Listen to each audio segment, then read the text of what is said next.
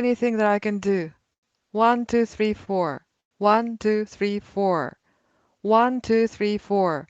You can't hear me, can you? Can you say something? Because I can't hear anything at all.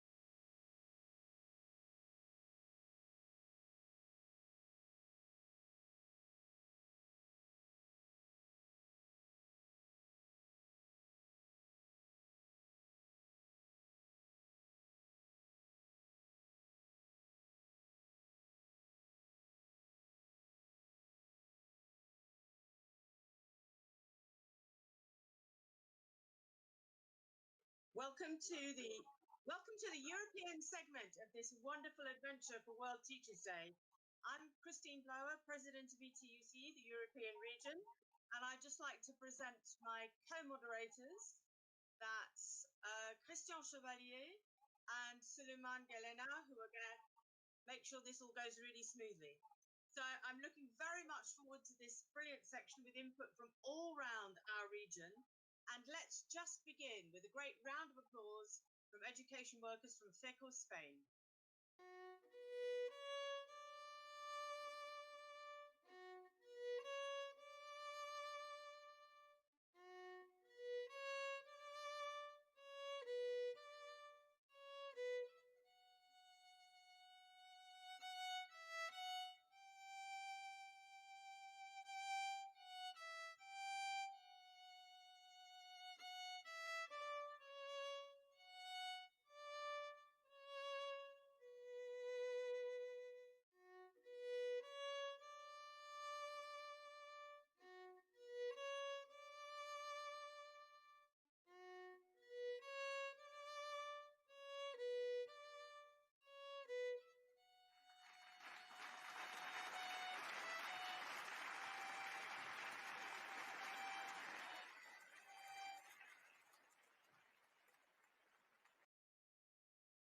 So happy World Teachers Day to all. Perhaps some of you are singing along.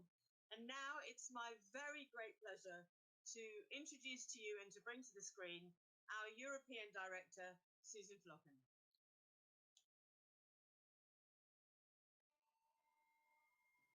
Happy World Teachers Day. On World Teachers Day, we celebrate the work, dedication, and contribution of teachers to the provision of quality education for all students.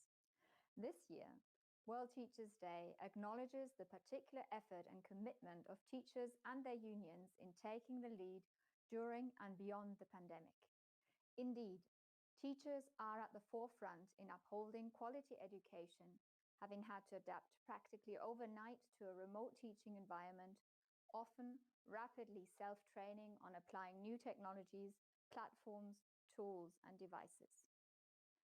ETUCE and its member organizations' long-standing demands for equal access to quality education, decent working conditions and salaries, as well as more public funding for education to provide quality training for teachers, and most important, appropriate measures to ensure the well-being, health and safety of teachers and students are today more relevant than ever.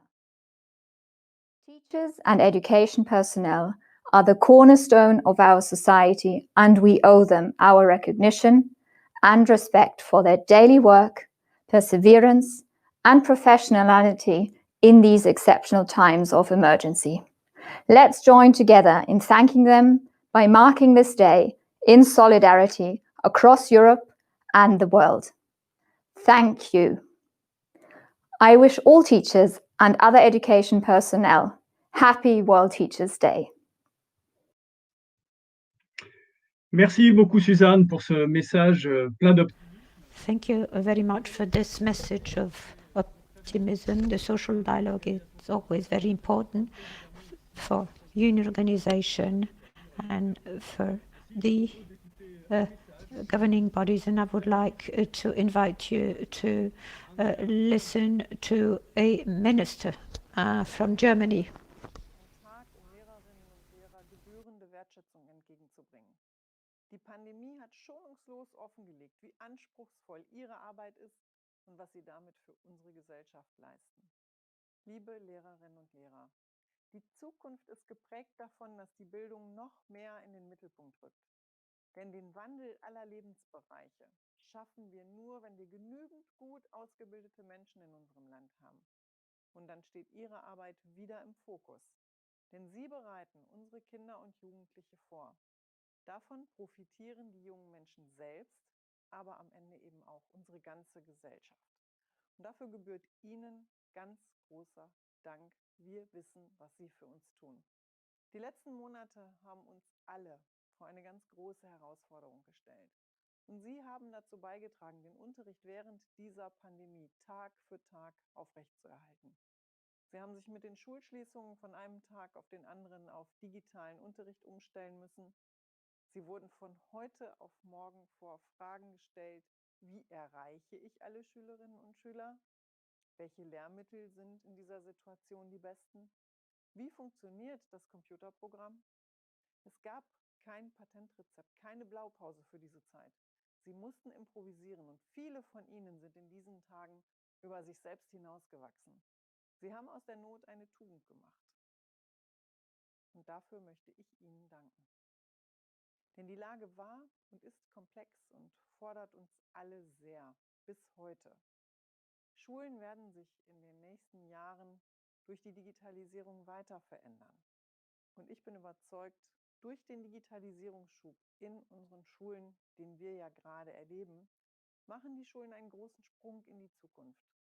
Die damit verbundenen Chancen sind groß, denn es geht darum, das Lernen und auch das Lehren mittels neuer Möglichkeiten besser und auch einfacher zu machen. Das soziale Miteinander und das Lernen in der Gemeinschaft bleibt mit neuen kreativen Unterstützungsmöglichkeiten. Und gleichzeitig dürfen wir nicht vergessen, wir leben immer noch in der Pandemie und haben bis auf weiteres keinen Normalbetrieb in den Schulen. Es ist gut und richtig, so viel Normalität wie möglich zu schaffen. Aber vieles wird uns gemeinsam gelingen, wenn wir mit ein wenig Disziplin, Abstand halten, Hygienemaßnahmen einhalten und Masken tragen an diese Zeit herangehen. Natürlich ist es anstrengend. Und wenn wir alle unser Bestes geben, dann kann auch dieses Schuljahr gelingen. Wir werden später darauf zurückschauen, mit Stolz und Freude es geschafft zu haben. Herzlichen Dank.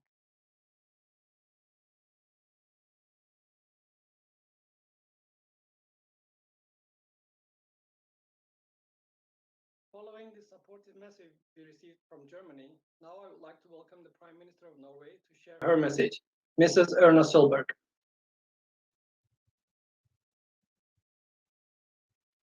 Kjære alle sammen. Henrik Asheim sammenlignet en gang verdens lærerdag med morsdagen. Vi vet at vi bør takke oftere. Det er jeg helt enig i. Og i 2020 får vi knapt takket dere nok. For selv i en normal situasjon har lærerne kanskje Norges viktigste jobb. Dere sikrer barna våre en utdanning de vil vokse på og leve av. Dere gir omsorg og oppmerksomhet. Mange setter egne liv på pause for å støtte andre i sine. I år har dere strukket strikken ekstra langt.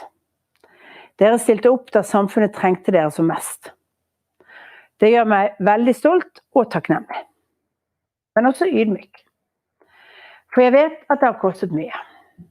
Og jeg vet at det er tungt at koronaen vil prege hverdagen for lærere både i skolen og barnehagen en stund til. Men vit det, kjære lærer.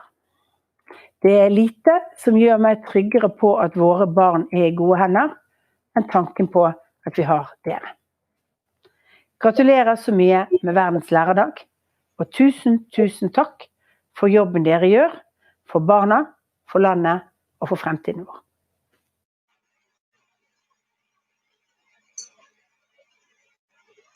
Great message there from Norway. And now we move to some messages from all around our region here in Europe. We have a message from the Czech Republic, one from Russia, one from Bulgaria, one from Cyprus, and finally one from Portugal. So let's hear those. I would like to greet all teachers around the world and wish them the best of their World Teachers' Day today.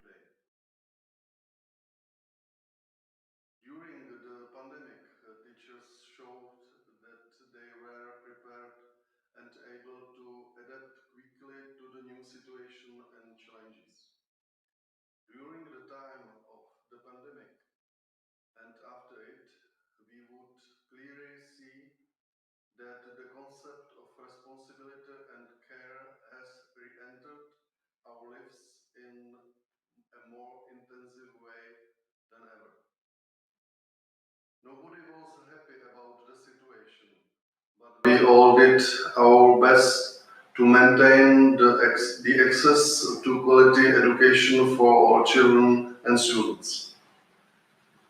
Our Czech teachers did their best so that no one is left behind in those difficult times.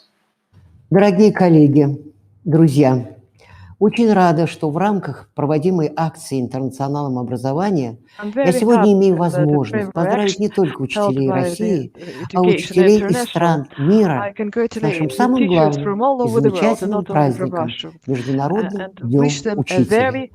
Учитель – уникальная профессия, профессия дальнего действия, как мы называем. От учителя во многом зависит от того, с каким образовательным, воспитательным багажом дети выйдут после окончания школы в реальную жизнь. Какой профессию, какой жизненный путь они определят для себя в дальнейшем. Сегодня, когда мы переживаем очень серьезную ситуацию, связанную с развитием пандемии, учителя предпринимают героические усилия для обеспечения образовательного процесса в дистанционном режиме. И в этой ситуации, на наш взгляд, и в обществе приходит большее понимание, сколь важна и сколько сложна профессия учителя. Я хочу поздравить вас, уважаемые, дорогие учителя, с этим замечательным праздником и пожелать вам сил, здоровья, а в сегодняшней ситуации это особенно важно, позитива, оптимизма. И мы уверены, что все сложности, которые встают на нашем пути, вы обязательно преодолеете. И мы, как профсоюз, мы всегда рядом, мы вместе. С праздником, дорогие! Всего вам самого-самого. По инициатива на интернационално образованието и на Европейския синдикален комитет по образование, всички страни членки на Европейския съюз и в това число България, Синдиката на българските учители, честваме 5 октомври, Международния ден на учителя в една не типична училищна среда, поради това, че заболяването COVID-19 настъпва много сериозно в българските училища. Но Синдиката на българските учители с достоинство и с много добър старт на учебната година с подписването на новия колективен трудов договор, където договорихме 17% увеличение на работните заплати от 1 януари 2021 година, както и други допълнителни плащания.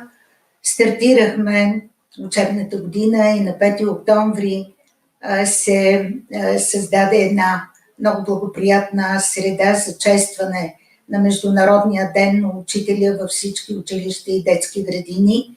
Не можахме да направим масови мероприятия заради COVID, но в Свищов проведахме една конференция, свързана с ролята на младите учители.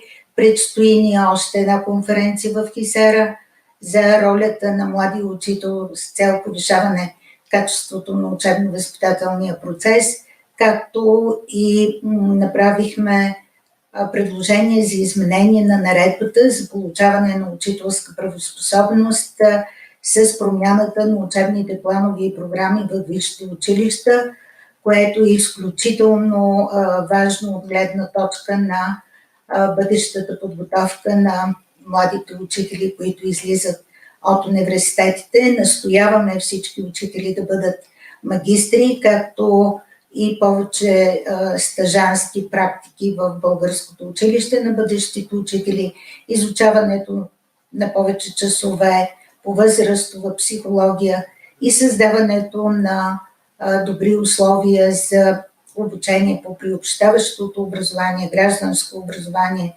екологично образование и други важни дисциплини, които са нужни и потребни за днешното време в условията на дигитализация на образователната система. Така че българската образователна система, Синдиката на българските учители, нашите членове са горди от това, че са част от голямата общност на световното учителско движение и това, че българската делегация в ООН подкрепи 5 октомври да бъде Международен ден на учителя. Честита на всички учители по света. 5 октомври, Международния ден на учителя и на добър час.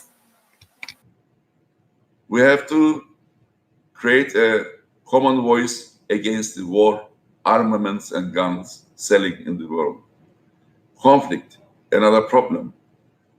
Teachers, not only teaching in the classroom, but also raise our voice against all kinds of discrimination in the world. These are the key role of the teachers. If we would like to create a peaceful world, we have to believe that peace is a virtue. We have to teach in the classroom. We have to teach to politicians. We have to fight for global solidarity, global problems. In that sense, I would like to say that teachers are the creator of the new generations. Teachers are the engineers of the world. Em Portugal e em todo o mundo, temos vivido uma situação extraordinária que fez emergir respostas educativas totalmente novas e que nunca tinham sido imaginadas.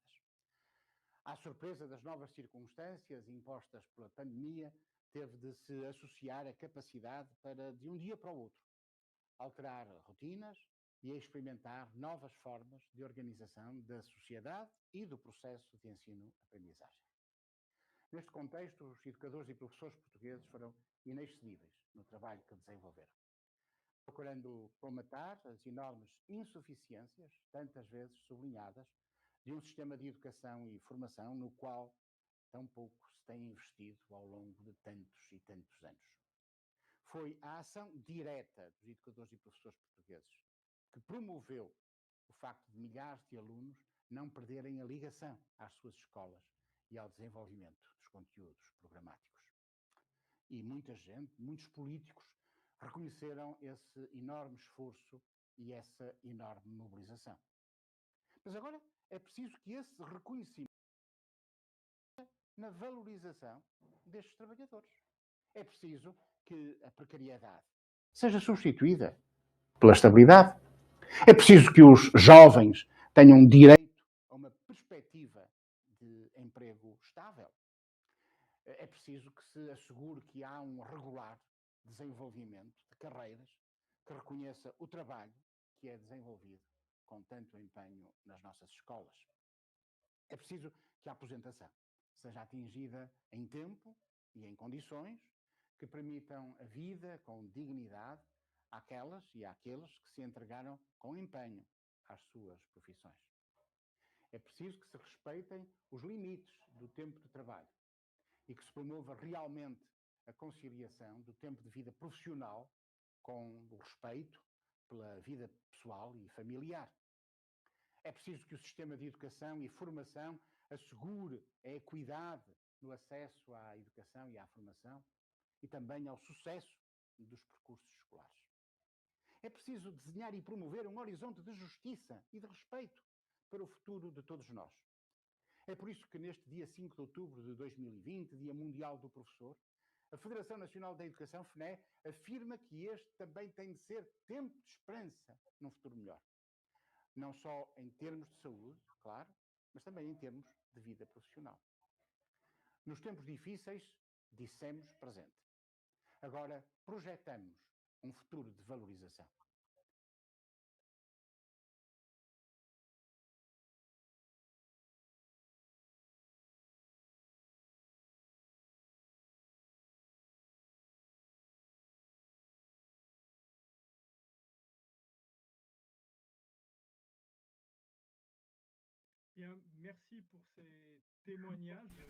Thank you for these testimonies that show once again that teachers and union are at the front light for COVID, for social justice and peace. But COVID with distance learning showed how important it was to change the work.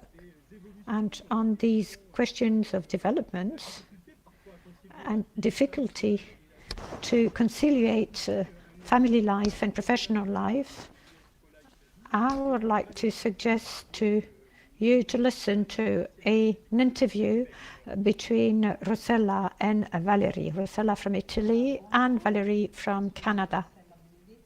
I'm Rossella Villetti. I'm responsible for international relations of my organization, Scuola in Italy, and I'm the president of the Standing Committee for Equality, VTUCE, which is the European EI group, and I'm a teacher as well. So today we're here to speak about our difficulty to conciliate our family life and professional life during the pandemic. Even before the pandemic,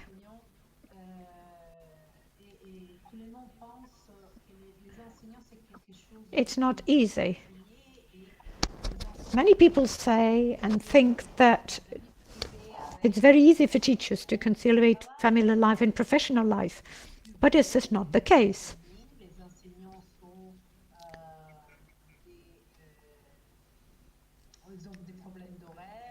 Teachers have schedule issues, they have to go to schools, they have to go to work, so it takes time to commute, and they have a lot of work to do before the lessons and after the lessons. So this is a lot of work and not easy to do, even though there's still a stereotype according to which teachers have an easy life. Now with the pandemic, all these issues came to the fore and were exacerbated during the pandemic. We have had contact with the very regions, and we've realized that teachers are parents sometimes,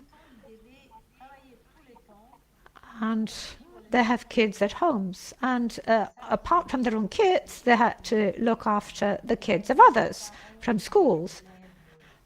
Families and parents of the students had their own work to do. Everyone was online, so you had to organize the time for the parents to work and the time available for students to work. So all this had to be organized for teachers, and the teachers had to change the way they were working, the way they were organizing teaching.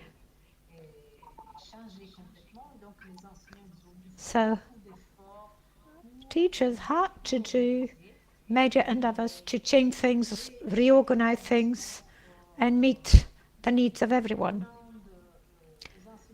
Head of schools have asked longer meetings with the teachers, and teachers were online most of the time. And that was a major burden for the teachers. And this is something we have to acknowledge. And this is something that we have to show to everyone. Now, why are we here today? We're here to have a discussion with a colleague from Canada. So, good afternoon. She's a primary teacher for 15 years, and she's studied in Quebec, and she's the mother of 2 boys, one of 6 and one of 10. So who else could better explain the role of a teacher working from home? I don't know whether in Canada you can still go back to school and teach from school.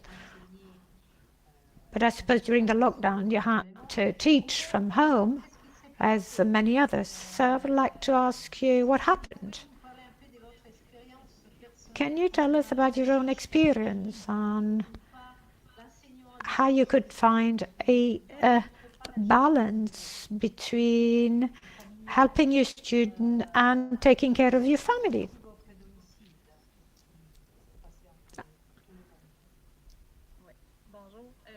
So, hello to everyone. I would like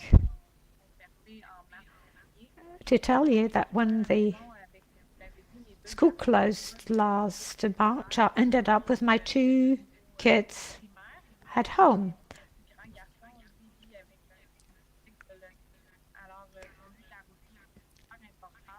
For my elder son, the routine was very important.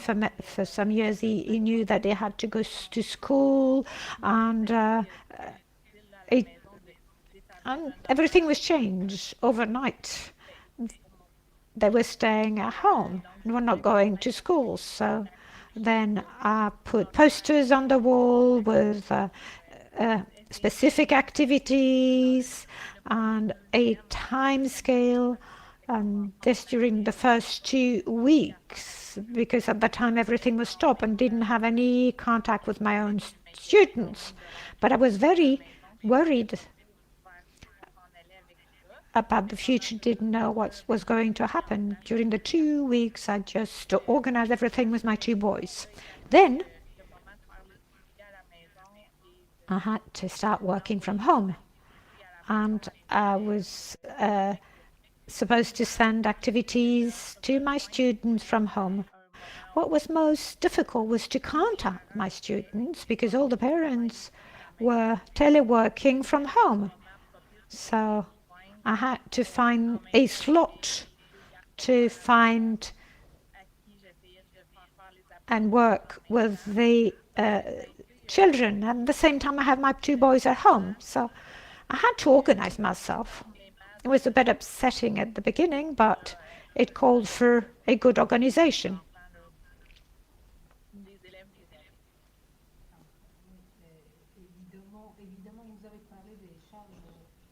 Obviously, you've been talking about a burden of work and organization, and obviously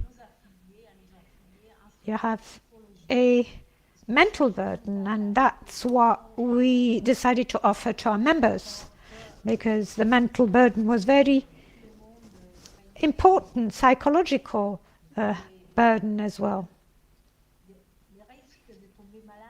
People were afraid of falling ill, were afraid of the disease, and were staying home, had to work, what have you. Now, second question about Quebec authorities. Do you think that the Quebec authorities had considered the work-job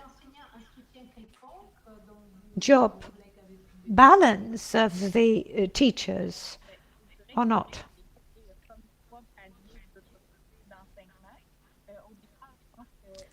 At the beginning, when the school closed down, it took some time to organize things.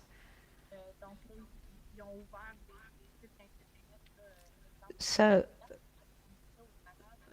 the authorities have opened internet website where we could find activities, and we wanted parents to have access to these websites so they could download activities for their children, to help their children. But parents are not teachers. And as a teacher, I knew how to proceed with my own kid, but that was not the case for the majority of parents.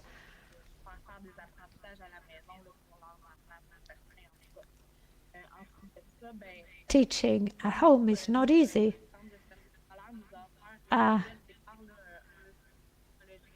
Union offered a psychological support, especially for those teachers that needed it. So we were very present on that front. And then each and every school head would have contact with us on the web to support us as we couldn't go there. And it was very important as well to talk with the other teachers. So obviously we were different, and each and every one lived the lockdown differently according to the circumstances. So in our country, as is in yours, parents sometimes were confronted to major difficulties. And couldn't cope with their own children. Then they understood what it meant to have kids at school and have teachers looking after their own kids. The fact of having the children at home all the time enabled them to see how difficult it was, especially when they had to work as well, and especially teenagers. Teenagers were not ready to work. They wanted to escape homeworks, and that's a time where families sometimes were really upset. And some really understood the importance of the role of school, the role of educators and teachers.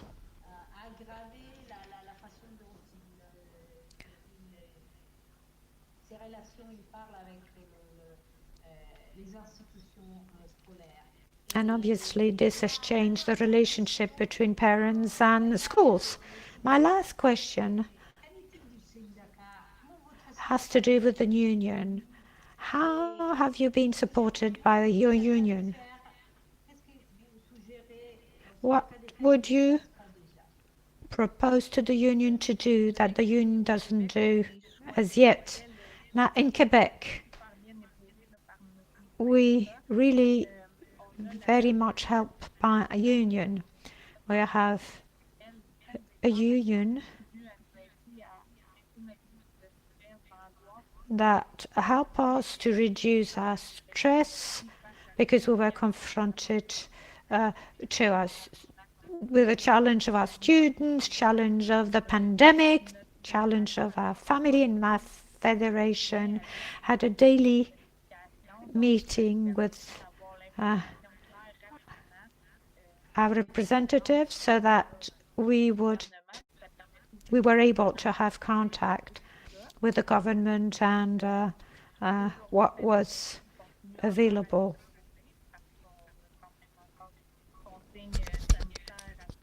And we were worried as well about sanitary measures at school level. So if we consider working in school, obviously you have all the measures to take, distancing, sanitation, washing hands, etc. In various countries, the role of the union was very important, in fact, to put in place common rules, and this to be able to reopen schools and to help the work of teachers and support personnel so that everyone could continue doing its work.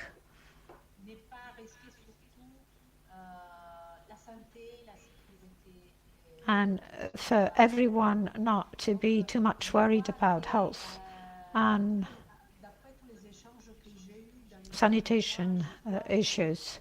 According to what I've read recently, it seems that when there's been social dialogue, the union had a major role to play with the government. And when there's been this social dialogue, apparently the outcome was better. And obviously solidarity has played a major role. It has changed us. We've exchanged information. And we use the information as well to have a pressure to bear on our government. So this being said, Valerie, I would like to thank you very much. I would like to wish you well. And I hope we'll be able to meet one another physically soon. Bye-bye.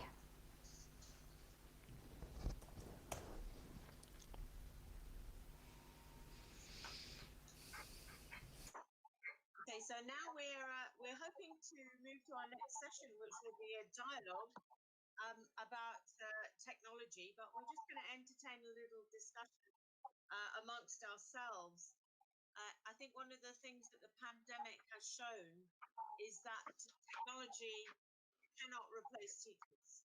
There are things that technology can do, but they cannot replace teachers in total. So, Suleiman, I wonder if you have Yes, an observation. indeed about very that. true. Actually, all across the social media platforms, teachers are sharing tips, ideas, technologies, and learning management strategies. And this is happening from our homes. It's from our bedrooms, from our kitchens, from our internet hotspots, and we are very socially distanced from classrooms. So as schools are slowly opening, now we are trying to configure how to combine this. And actually, we just found ourselves in this. So teachers, as always, had to be creative and innovative on the spot, and they had to come up with ideas. Of course, there was various issues on this because some of the information you can get from Education International, it says that nearly half of the world's population has no access to the internet. And this creates more and more inequalities between this and also the school.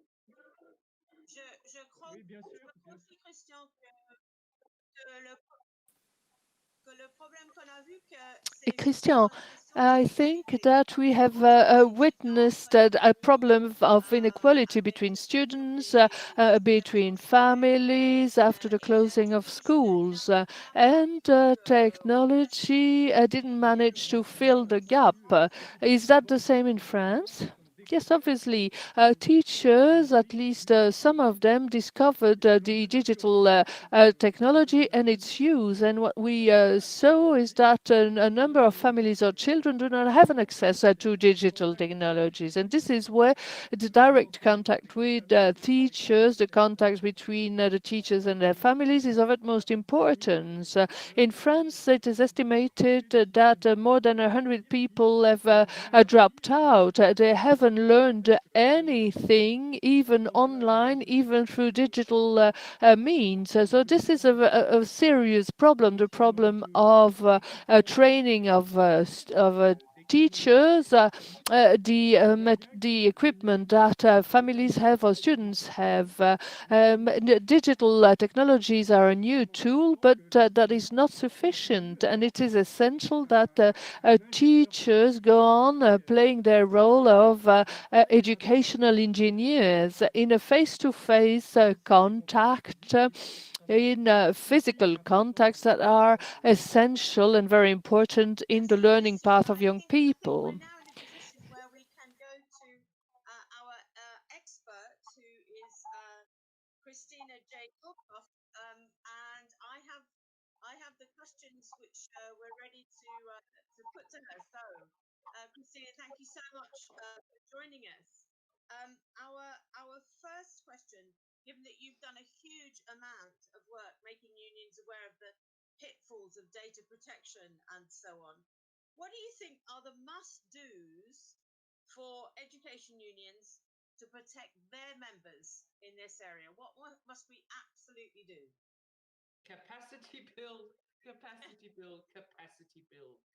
You know, it's not just in education unions, it's across all unions in all sectors. We really need to up the ante, so to speak, in relation to understanding these digital tools, understanding, what are the building blocks of an algorithm, knowing what questions to ask. So, I'm helping a lot of unions to train not only the union leadership, the secretariats, but of course also the members in understanding these things. And this is something we urgently need to do.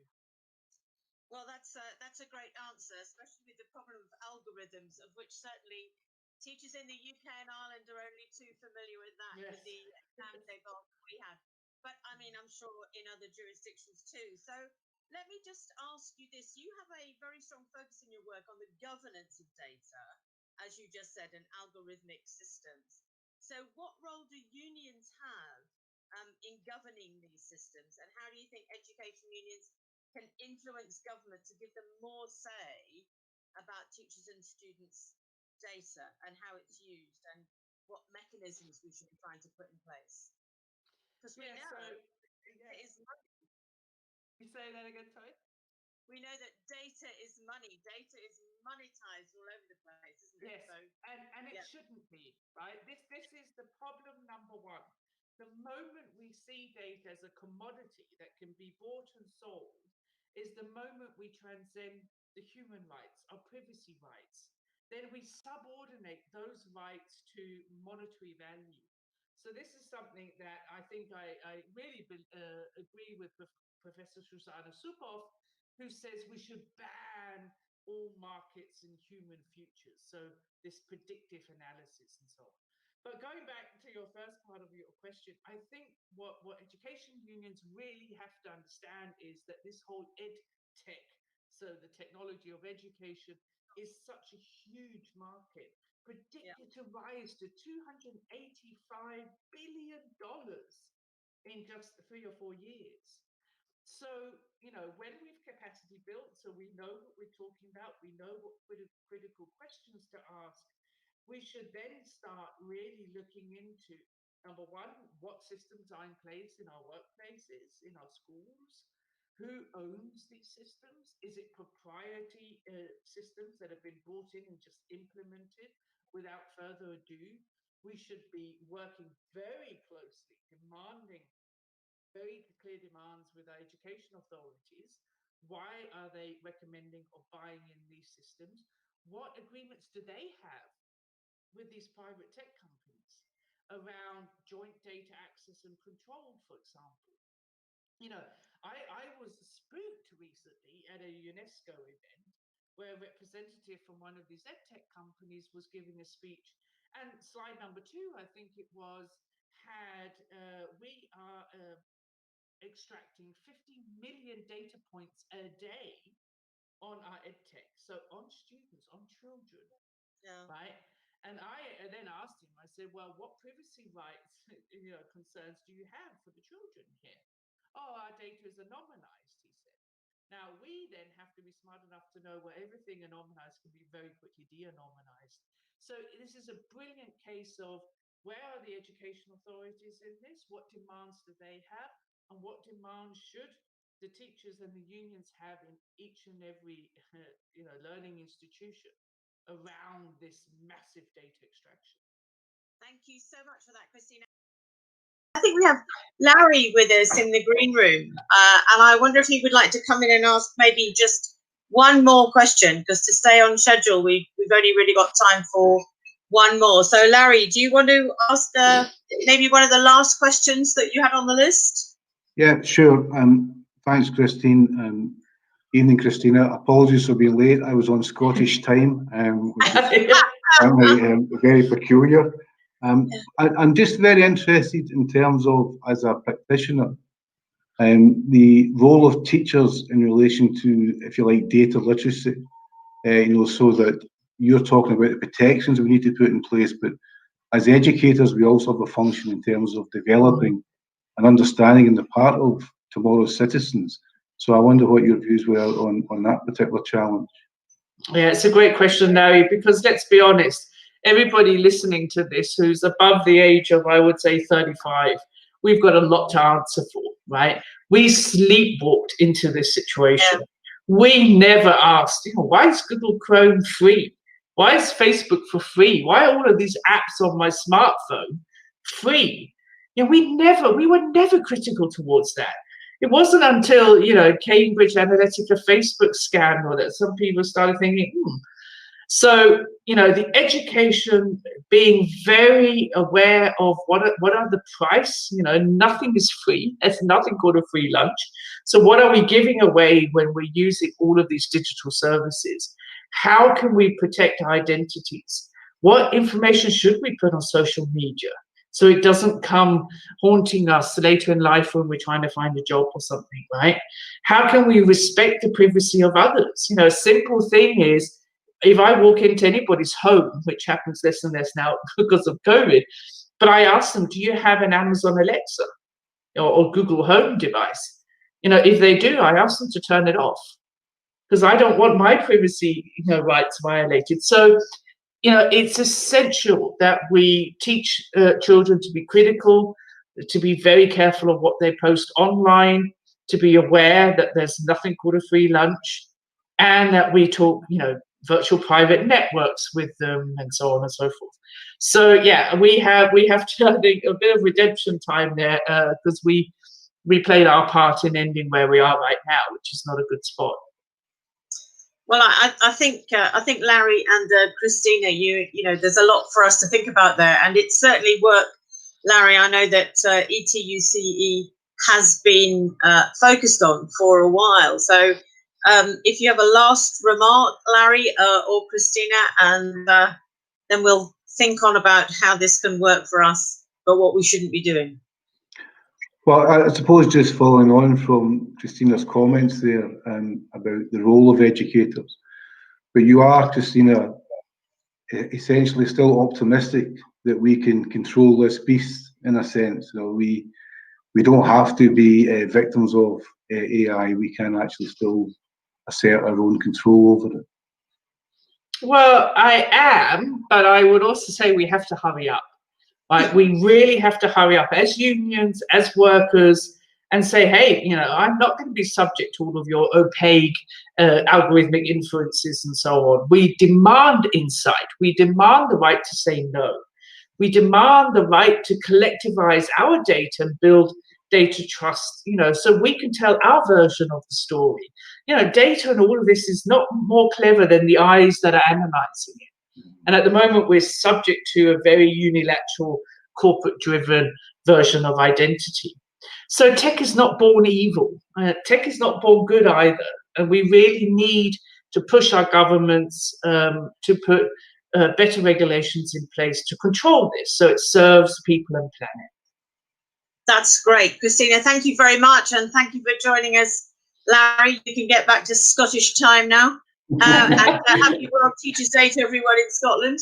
So thank you very much to you two for that really interesting discussion and work, as I say, that ETUCE, that the European region has already been focusing on. Now, as we all know, we're in the middle of a public health crisis, a pandemic.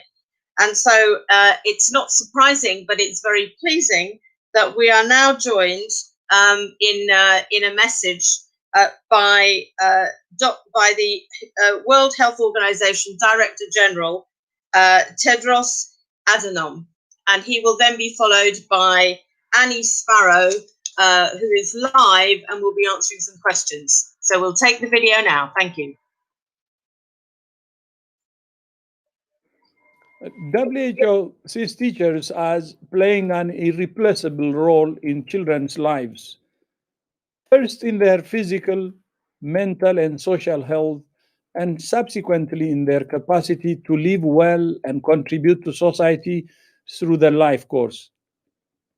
You're on the front lines of the response to ensure that learning continues for nearly 1.5 billion students.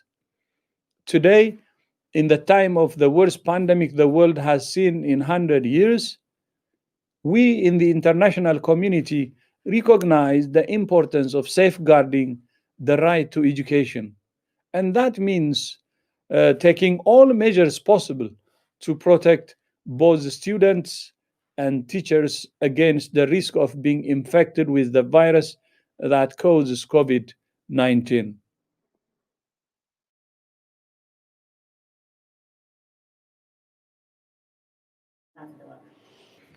The pandemic has taught us who society's essential workers are. Health workers, who are the custodians of our physical and mental health and well-being.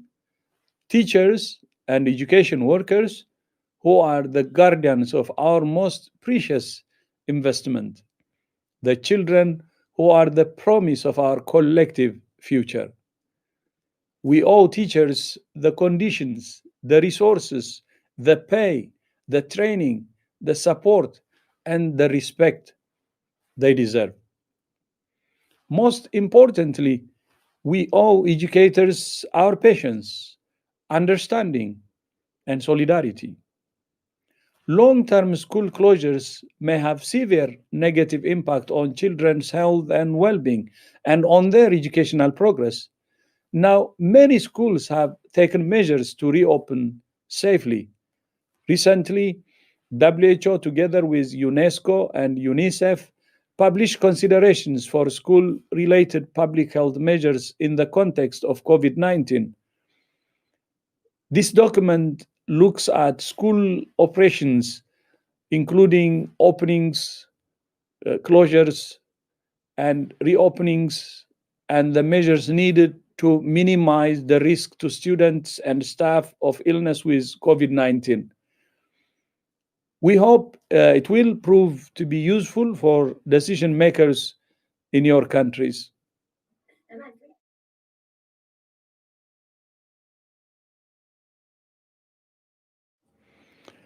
Schools are more than places for children to learn. For many millions of children, it's the place where they receive nourishing meals, maybe the one meal they need per day, opportunities for physical activity and important health services, including immunization. For many, it's the main place they learn about health and staying healthy.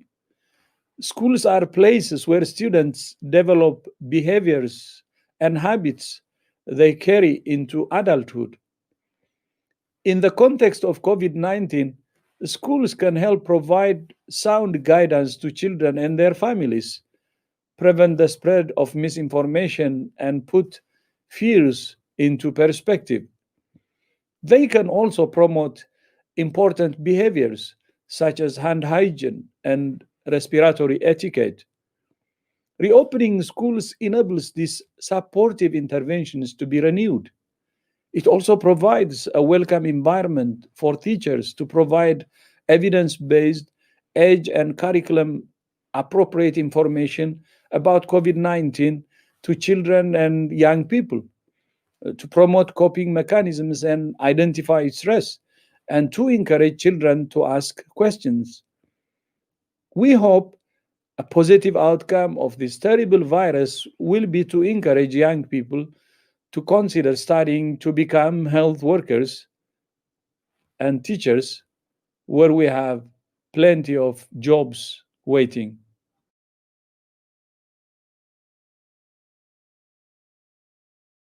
Okay. Hello. Hi, Annie Sparrow.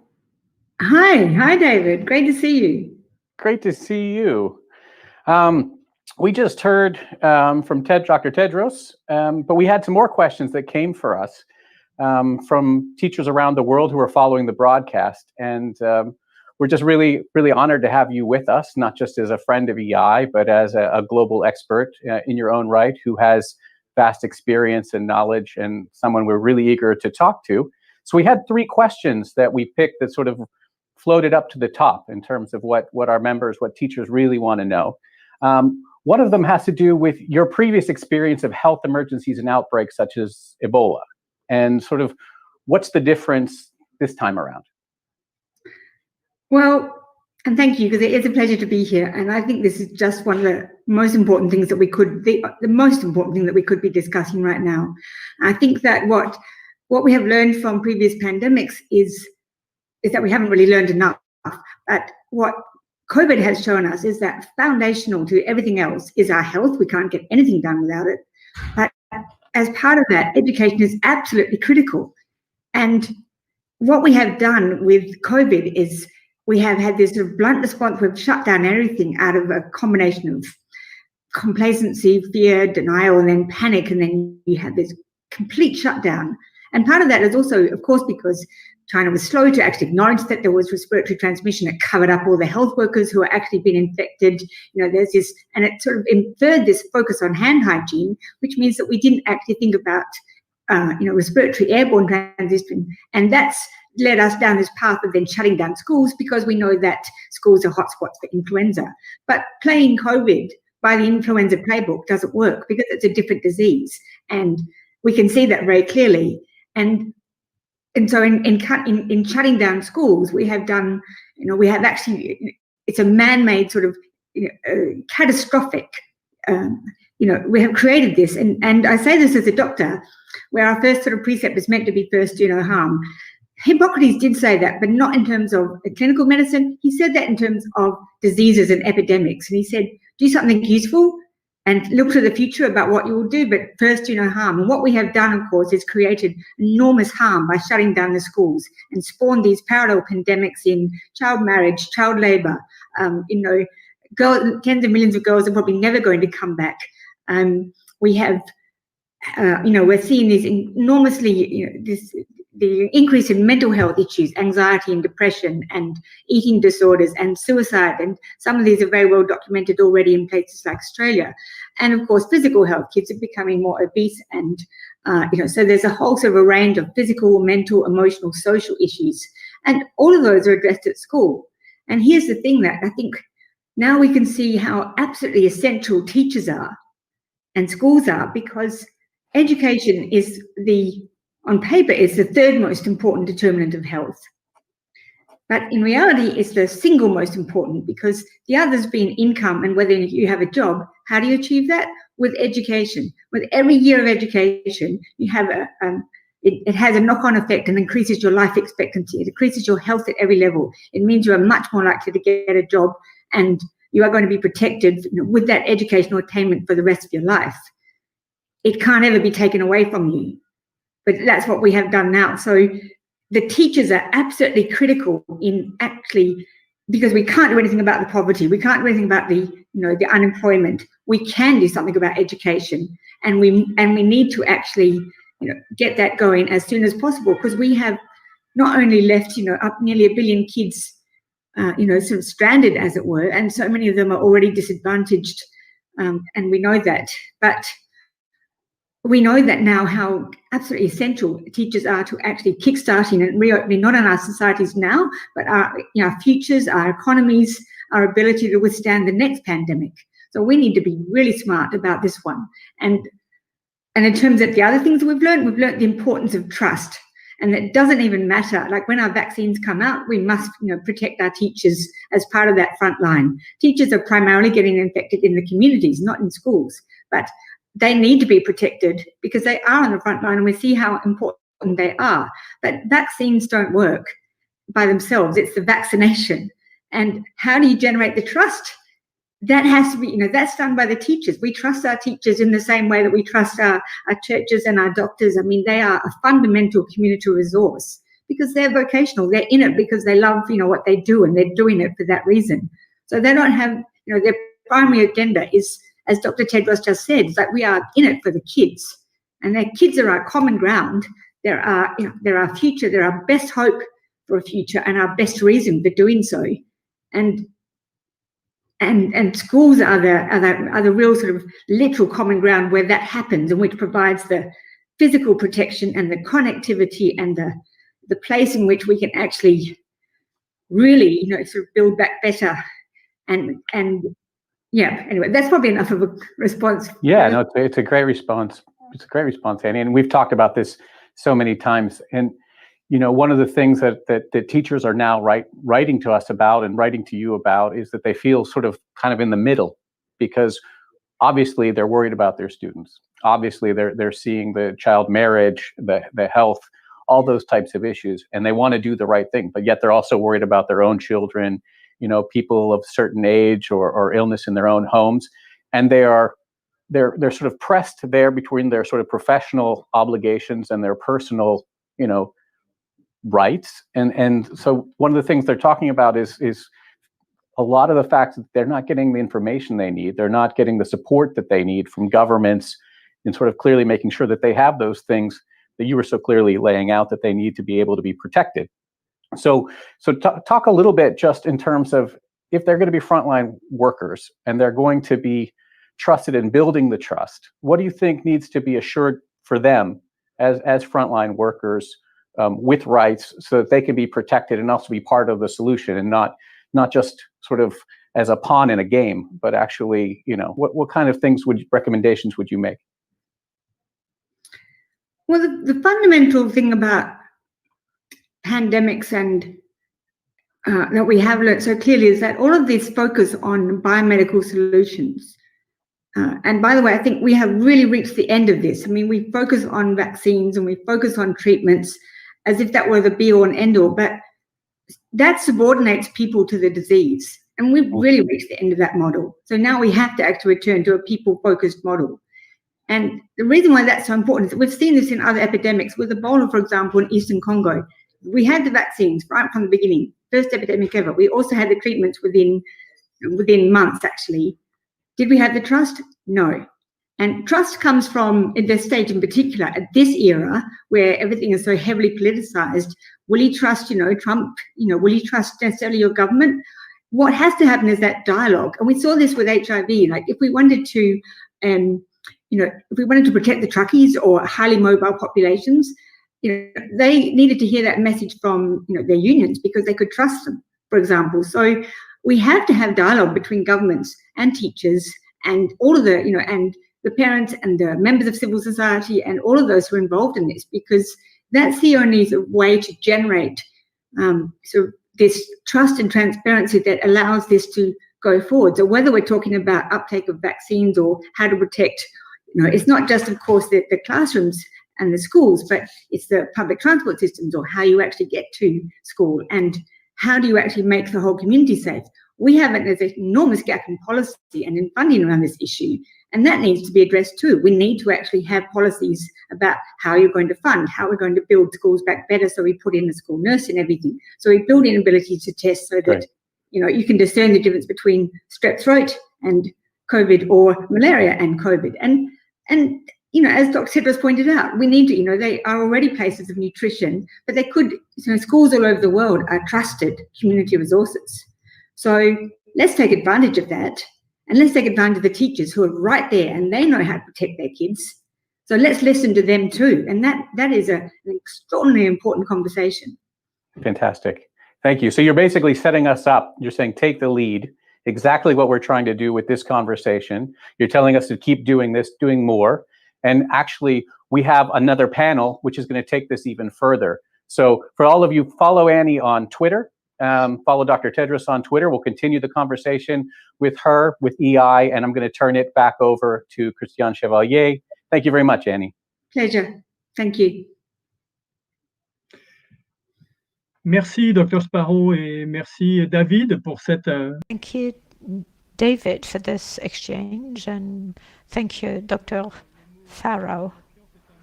The word trust is very important during this period. We've seen during the lockdown that schools were closed during various weeks and months, and this has never happened in our countries since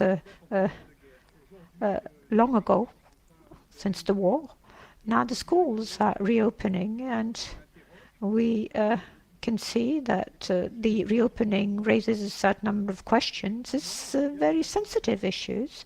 You have sanitary elements and learning elements for students. Teachers want to see their students want to see their teachers and their friends. So we have to reopen schools, that's for sure. And then,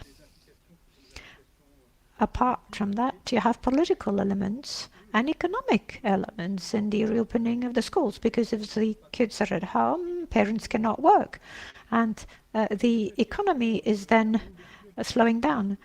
So now we're going to raise all these questions about the reopening of the schools. We have a round table and welcome 4 people. Andrew Jack, that was a journalist at the Financial Times, is going to be the moderator of the roundtable with 3 panelists. Mary Butstead is supposed to join us soon. She comes from the United Kingdom. Randy Weingarten from the US, and Stefan Handel union member from Norway. So over to you for this roundtable. Indeed, everybody, welcome to our panel where we're talking to a number of union leaders about these challenges of schooling in the era of COVID. My name is Andrew Jack from the FT, and so we have, as you heard, Mary Bousted, the Joint Secretary General of the National Education Union in the UK, Randy Weingarten, the President of the American Federation of Teachers, and Stefan Handal, the President of the Union of Education in Norway. So we're going to talk about some themes between us over the next 40 minutes or so, but I'd also encourage people to pose any reflections, comments, or questions in the comment stream so we can try to incorporate some of those, your issues and reflections and thoughts as we go on during our discussion. But let me begin maybe with Mary. Hello there, Mary. Hello. Hi, Andy. Let's see, I want to do a first round, excuse me, of people talking about surprises. Tell us a little bit from your perspective. So schools reopening in the autumn in the UK. What were the two most surprising things for you? I think, well, I don't know why I was surprised about this, but I think that the number of teachers who have got in touch with me and said how pleased they were to be back at school and how delighted they were to see their students again. That was really heartening and warming. I mean, you know that teachers have a high moral and ethical purpose. So that was really fantastic to see that and to hear about that. I think that teachers have got more and more worried in the UK as the school closures continued about the well-being of their students, and more worried also about particularly disadvantaged students and their access to the means to carry on their learning. So they were really pleased about that. I was also surprised for a less good reason, which is I was surprised at how poorly the English government has got its test, track, trace and isolate system in place, which is causing increasing problems for schools. Teachers who can't get tests, students who can't get tests, and that's starting to result in lower school attendance.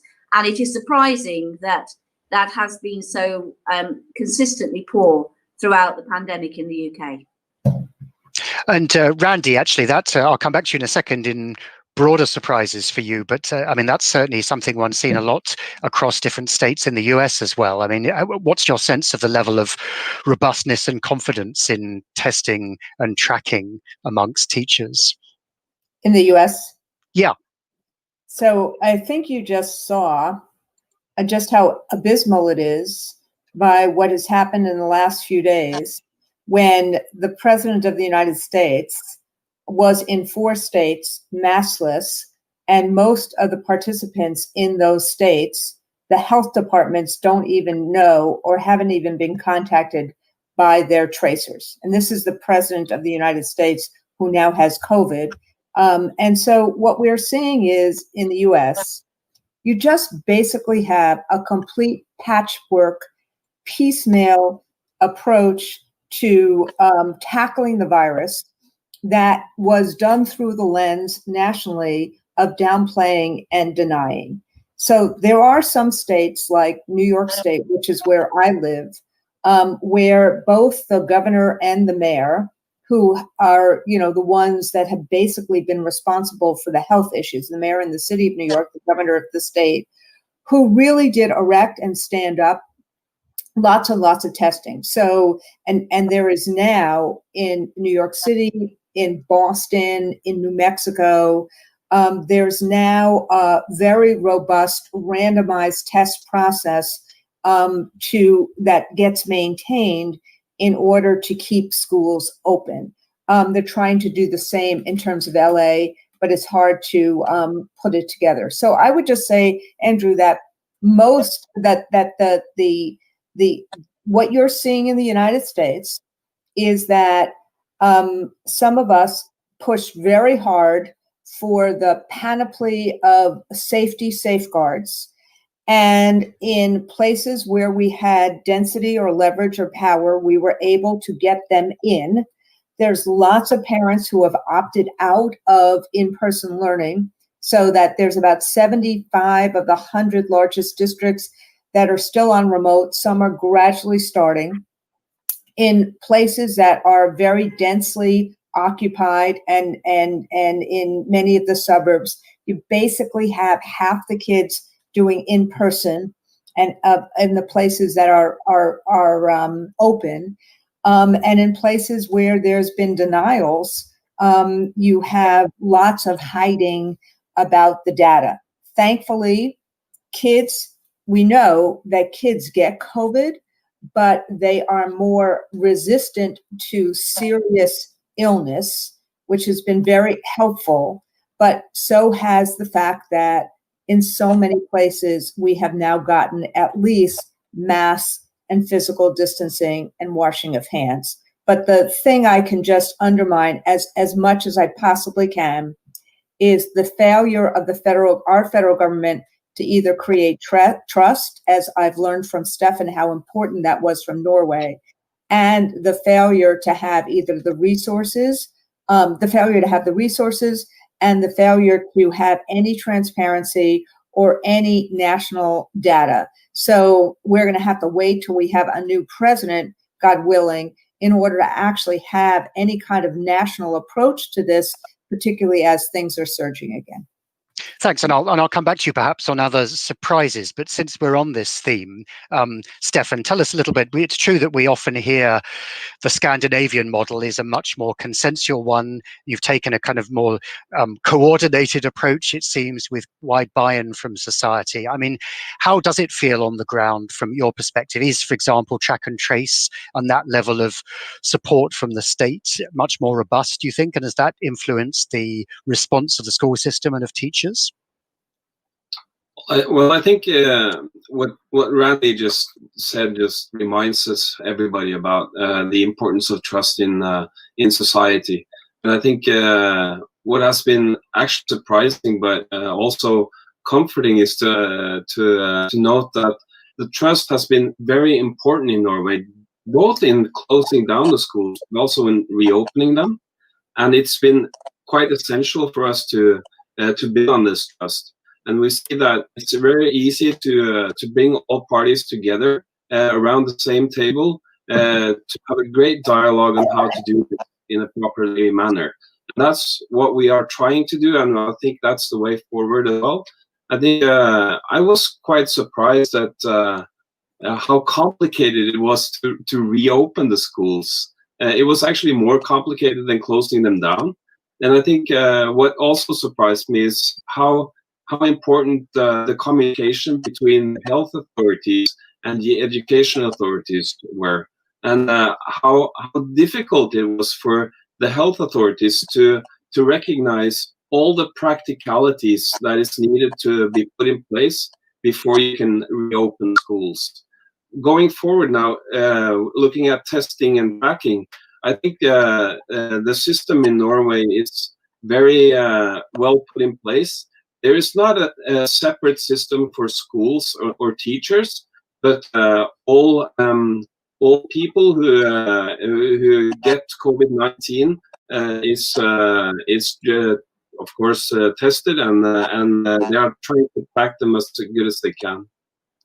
And study, so I mean, it's a complex picture, but a pretty harmonious one. Just tell us, Stefan, I mean, are there any points of tension perhaps between the teachers and government and its different outlets and branches in this whole process?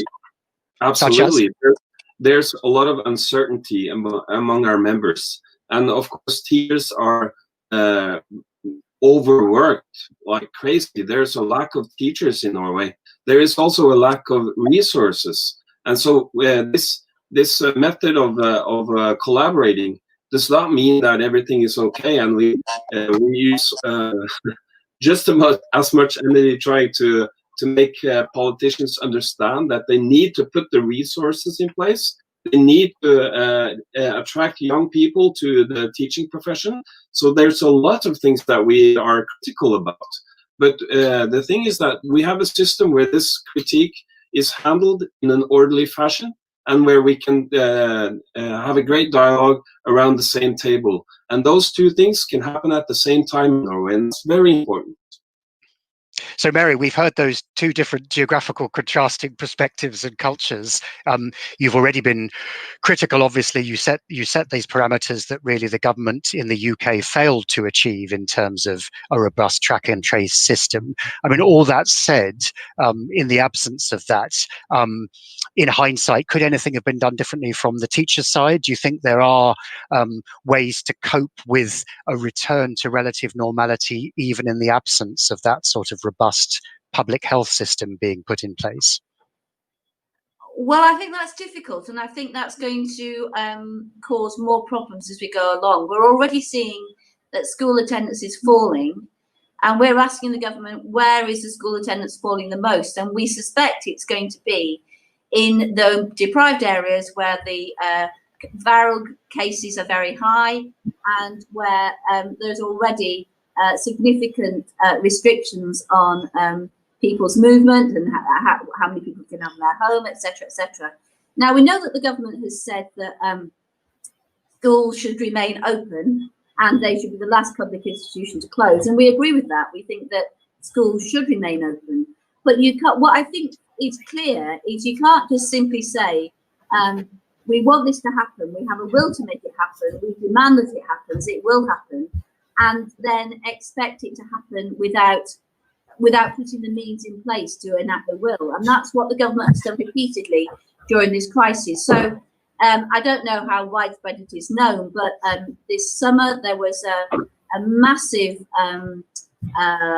scandal, really, about the qualifications, the awarding of qualifications at 16 and 18 in the UK. The government relied on, the governments throughout the 4 nations relied on an algorithm to award exam grades, which had virtually not, which in most cases had nothing to do with the actual standard of work achieved by the students, and that was arrived at because exams had to be cancelled. And the problems with that approach were building up, and the government just said, no, we've got a perfect system, we've got the best system, it's robust, it's reliable, it will give valid results, until it didn't. And then they had to go back to unmoderated centre grades, which was not an outcome that anybody would have wanted. And there's a danger for that sort of approach to carry on being repeated. So what Stefan said about workload exploding, about schools having to implement significantly more rigorous cleaning procedures, but having no extra cleaners and having no extra money for cleaning. We're already seeing that schools are coming to the end of their budgets for extra staffing and getting no more money from the government, even when significant numbers of teachers have to isolate and they're looking around to get extra teachers. So in June, we put a proposal to the government on the 10th of June, talking about how you get extra teachers, how you need to prepare for remote learning and blended learning, how you need to increase the size of schools so that there is less pressure on school buildings. In the UK, we have some of the most crowded school buildings in the world, in the developed world, 97% occupancy of school buildings. And we put forward a whole range of proposals which were really helpful, which are, if we want to get schools and colleges up and running again, these are things you need to do. You need to get more teachers, you need to get more space, and you need to prepare for, as the, when we come back, there will be students who have to isolate at home. So you need to prepare for remote and blended learning. And the approach the government has taken with that has not been helpful. Indeed, last week, they issued it into law that the government took itself a directive that schools had to provide remote learning, which was as good as school learning for students who couldn't be in school. But really, the resources to do that are completely inadequate. If you're going to do this properly, if you're going to say that education is the most important thing, then you have to invest in it properly and you have to plan for it properly. You can't just will without providing the means to achieve the will. Randy, do you want to come in first, and then I'll go to Stefan? Yeah, Please. I mean, so, Cynthia Nixon wrote an op-ed. She's an actress. And she wrote an op-ed for the New York Times a few weeks ago, which kind of showed how low on the priority scale schools are. Big on rhetoric, very little in terms of the wherewithal to get things done. And what she said was, and that's why I want to raise it, is that in her 2 phone calls, she contrasted 2 phone calls. One in terms of the set that she's on, in terms of dealing with how frequently they're doing testing, how much they have, all the protocols are embedded. So they don't even pit the protocols versus what you need to do in terms of the conditions of acting. All of them were embedded, the plexiglass, the mask, the cleaning, as Mary just said, the physical distancing, all those protocols were in place before any of the actors or actresses walked onto the set, versus all the things that Mary just said and that Stefan said. The lack of the resources, even when you don't have high community spread, and the fact what Stefan said, which is really important, which is this is the hardest thing that teachers have had to do in my lifetime, because it is a pandemic combined with a recession, combined with a learning loss, combined with a huge level of anxiety for kids and lots of isolation. So you have to have the safety safeguards, and you have to have real resources to wellness, real resources to equity. And then you have to start thinking about how do you teach, and teaching remotely is really different than teaching in person. And so teachers still have to figure all of this out by themselves these days. And in a place like Norway, there's at least a real collaboration and a trust. In a place like the UK or the United States, we're really doing it on our own. That creates much, even more agita. So it's really, really hard. And we don't have the resources and we don't have the guidance. The only guidance that our Secretary of Education put out, other than trying to take $1 billion of money that was directed to poor kids. And by the way, 16 million of our kids still don't have equipment for remote learning, like connectivity or the machine, 16 of 51 million. But the only guidance she put out this year was, by the way, the standardized tests will continue in April. That shows you just the lack of priorities. And the only thing she's concerned about is how do you have test scores that show that public schools are not working so well, so that she can move people to private schools. Stefan. So it seems like the picture is the same everywhere. It's really hard to be a teacher these days, and there's not enough resources to do the work that we need to do. I just want to give an example of how we deal with this in Norway, because tomorrow morning at 8 o'clock, all the unions who operate in the local municipalities, representatives of all those unions, together with the Organization for Local Municipalities in Norway, are meeting with 4 ministers of the government to discuss how we are going to be able to make sure that kids can stay in schools, patients can go to the hospitals, all those things, that we can get through this pandemic. And I think this is a very important way of working. I'm not saying that everything is great in Norway, but at least we have a possibility to have dialogue with the politicians and to try to make the best of things. And I just want to point out one important thing that has been a very important distinction for the union in Norway, and that is to try not to be experts on COVID-19, but to be experts on how we can make schools, kindergartens, universities operate under those rules that the health authorities put in place. And I think it's really hard to keep the distinction between COVID-19 experts and experts on education. I think it's been very, very hard to take that role, but I think it's really important. But it is essential that everyone trusts each other if you're going to keep those roles intact. And I would not love to be in Randy Weingarten's shoes these days, with a president who obviously don't care about anything else but himself, and who is not concerned with building trust to anybody. It seems like the most horrible situation to be a teacher. So, Mary, we've talked about the, should we say, the failures and the tensions between the teaching body and government. But what about with parents? I mean, Randy touched on this, and the US is perhaps a more extreme case of pretty divided opinion amongst individual citizens as well, isn't it? So, what are you seeing, and how are you trying to mediate where there may be parents who have different views on whether their kids should be going back or how to interact with the schools and the unions?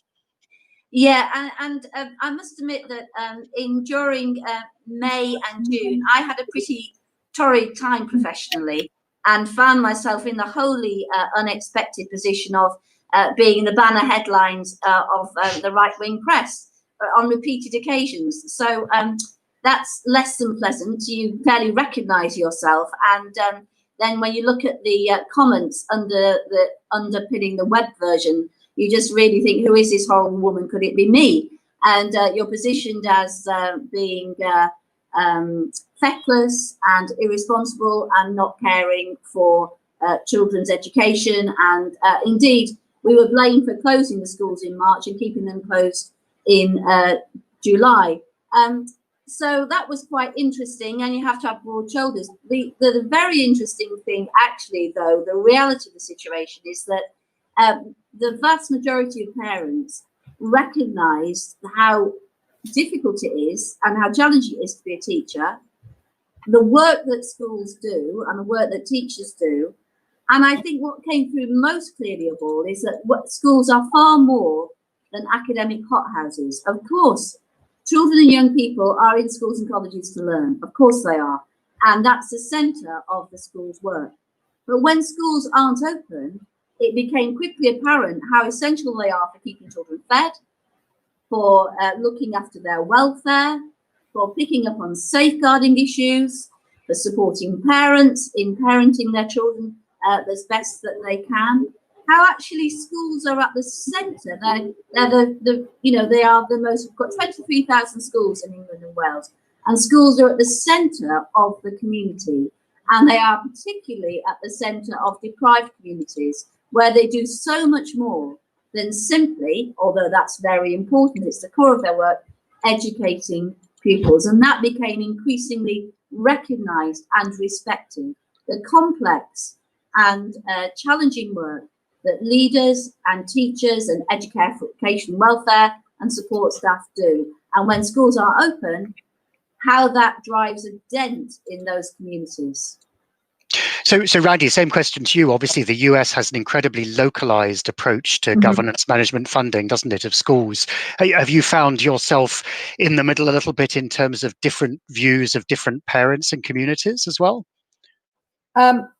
Yes and no. I think what happened was so we did a bunch of polling of parents and educators with several groups that represent parents, NAACP, LULAC, AROS, at the end of August, beginning of September, and found, frankly, a lot of consistency and universality in terms of what parents and teachers thought. But I think what happened was in July, the president decided that he needed, or his campaign decided that they needed another way of trying to be divisive and chaotic. So like right after the July 4th Independence Day, he comes out with a tweet that says, all schools should reopen, in all caps. Again, showing the kind of not even understanding what it would take to do that, but trying to create that divisiveness and believing, I think, that either the chaos, sorry about my dogs, but either the chaos would be helpful to him because he thrives on chaos, or that this was a way of reopening the economy, and that's what he was driving at, and that kids' lives and teachers' lives were dispensable. And this was around the same time as the last summer spike happened in the United States. We're having another spike now, but the last summer spike happened. So we decided, because we are localized, Andrew, as you said, and different places that you see different reactions.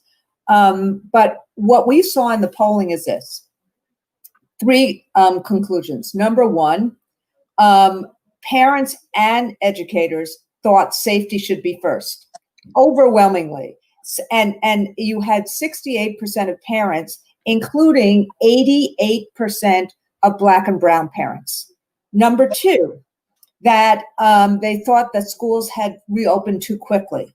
And number three, and this was actually the most important finding to me, which is 71% of parents and 79% of educators said, if we could get the safety standards intact, including the mask and the physical distancing, they wanted to be back doing in-person learning because they understand that in-person learning, with all of the issues, is so much better for kids right now. So what we've seen is that that in individual situations, like a special needs child who has not been able to use a video screen like we're doing right now, really, really needs that in-person learning. And you see a parent being, oh my God, I need to get my kid into school.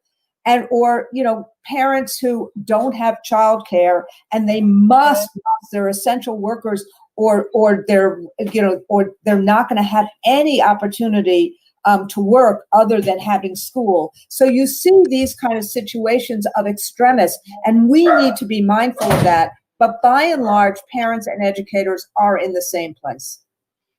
So Stefan, I mean, let's just talk about this from the personal level. This is World Teachers' Day, after all. So let's hear a little bit about what your sense is from your individual members, from teachers. I mean, how are they coping with this huge level of disruption and innovating as far as they can to adapt?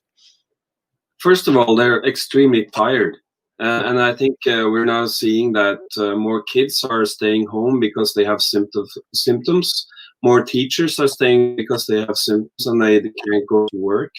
And this is putting a lot of pressure on the teaching profession.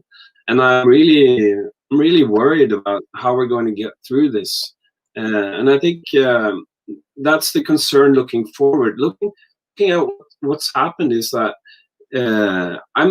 I think a lot of teachers are a bit proud of what they've been through, and I think they also are really proud of what they were able to do digitally, online, with using ICT. And I think it's also been a lesson for a lot of parents. The ability we had to start over, to think new, to be innovative, and really use the technology. And I think a lot of parents have also seen the importance of education from different perspectives than they usually do. They've seen it like both Mary and Randy have touched on, the social perspective, the importance for themselves to go to work, the importance of meeting people face to face. And I think what's happened must be a blow in the face for everybody who thought that we could just digitalize everything.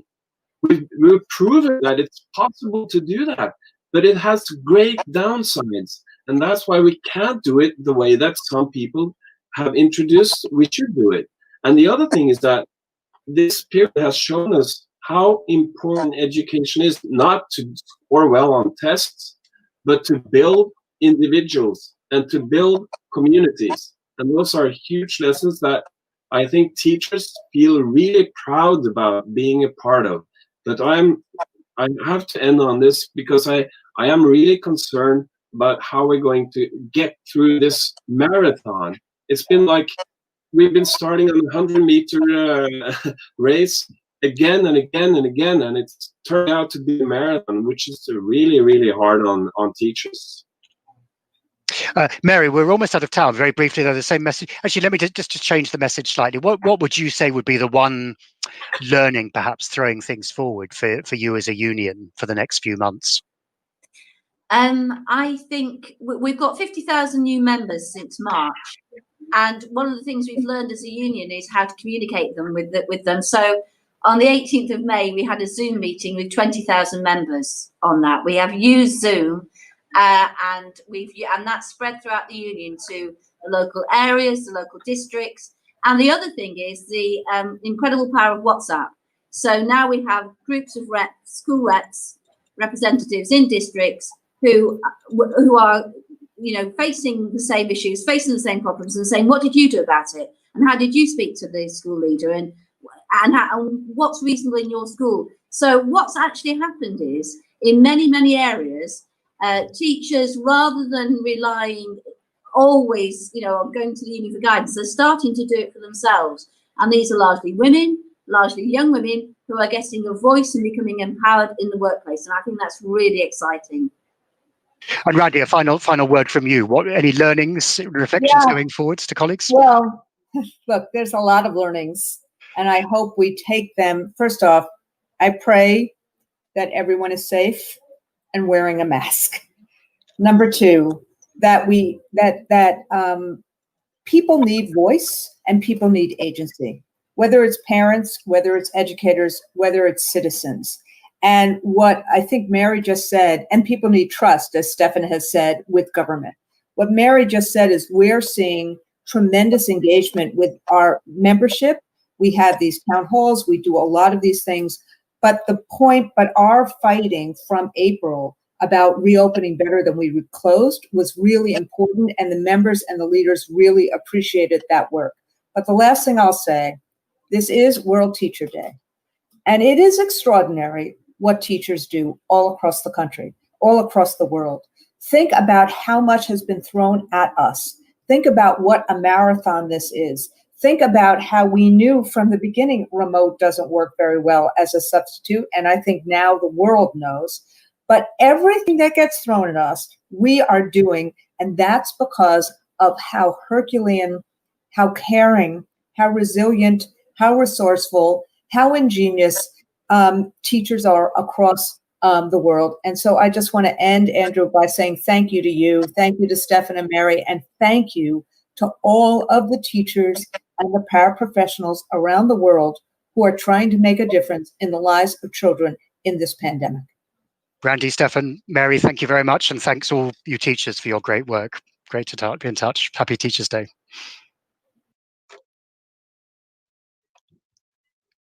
Un grand merci à vous quatre pour avoir participé à ce débat. Merci.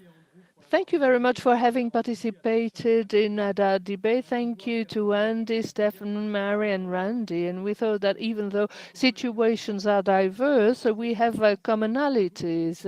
And what is striking me is that this sanitary crisis, as Randy concluded with, is that there is a world political crisis beyond. And we've seen that downstream policy making that doesn't take into account the voice of unions and citizens is a failure. It is a type of policy making that doesn't work and that can be questioned in a period of crisis. We should change that. Thank you very much indeed for your contributions.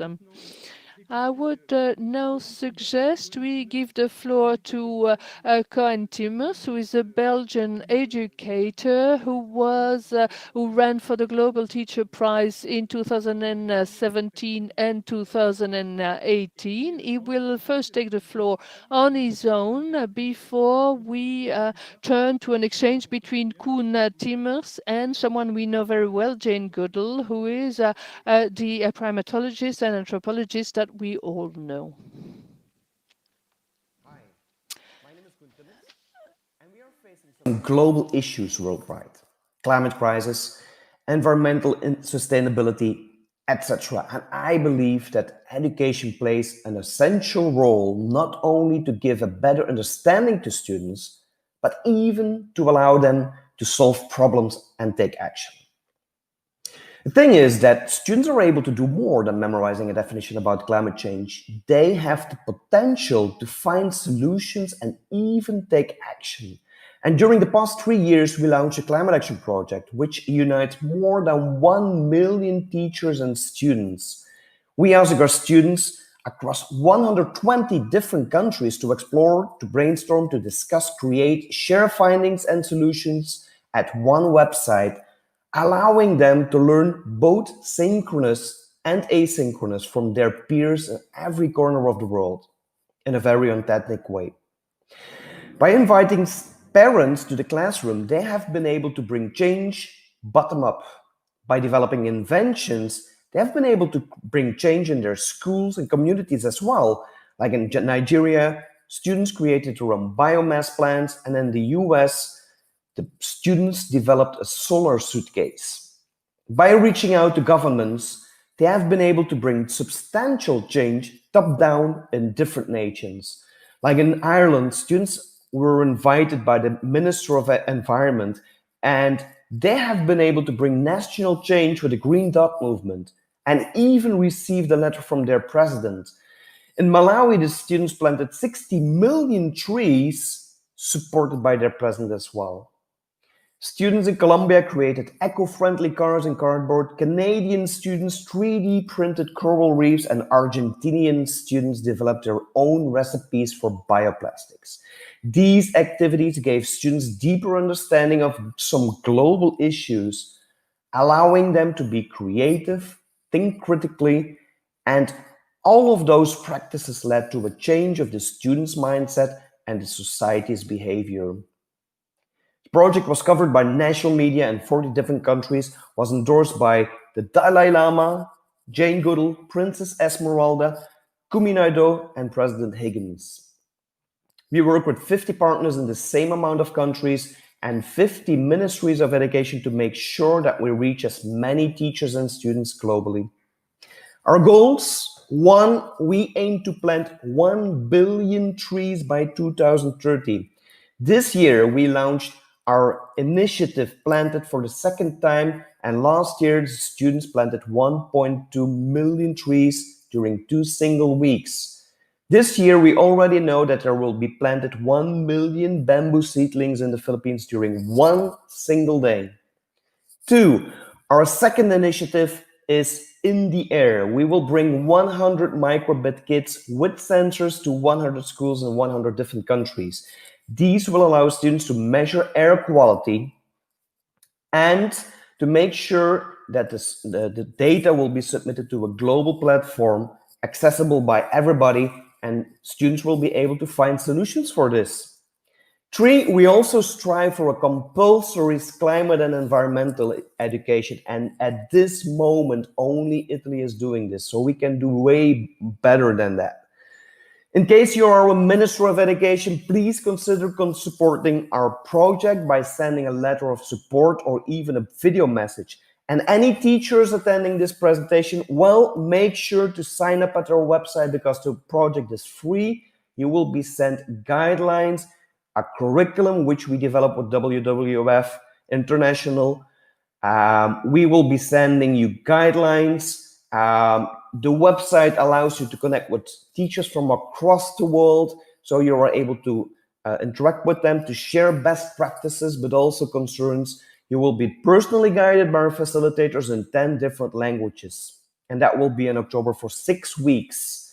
Your students will even be able to send their messages to Mars thanks to our collaboration with NASA. Due to COVID-19, we decided to modify our program. You decide how much time you are able to spend on this project, and your students will even be able to participate at home, as we have activities which require very little amount of resources, like creating a vertical garden from trash, creating bioplastics with milk and vinegar, etc. Climate and ecological crises demand a systematic change. No small shifts in the right direction. So please join our project, because that is exactly what we are going to do. Thank you. Hello, this is Koen Timmers. I'm based in Belgium, and my organization TAG has been launching the Climate Action Project during the past week. And what we try to do is unite as many teachers and students globally, and trying to make sure that they are able to share findings, but also solutions and actions with each other at one central point, at the one website. And that brings us to our subject today, which is climate education. And I'm absolutely delighted we will be interviewing Dr. Jane Goodall. So Jane, hi. What would be your advice for the teachers? Well, I think my advice to teachers is, be flexible. And right now we're going through pretty dark times. And I think most students, at least when they're, older than about 10, they're going to want to talk about what's happening. And so right now is a very crucial time when we need good teachers to be able to give young people encouragement and confidence. And of course, it's also a time when virtual learning and subjects that can be shared over the internet becomes more and more important. And probably that in itself will be useful long after this epidemic, because it will help teaching in those places where children don't get opportunities for good schooling. Yeah. What are some simple things students and even teachers can do to take action for climate? Well, one of the important things is trying to find ways to heal some of the harm we've inflicted and to slow down climate change, because, to some extent, we brought it on ourselves. Just like the pandemic, we have utterly disrespected nature and disrespected animals. And that disrespect has led to the COVID-19, a zoonotic disease. We've created environments where it's relatively easy for a pathogen like a virus, like COVID-19, to jump from an animal to a person, like the wildlife meat markets where animals from all over are sold for food, for pets, for medicine, and the bushmeat markets in Africa, and the international pet trade, and also our factory farms where animals are kept in unhygienic, cruel conditions.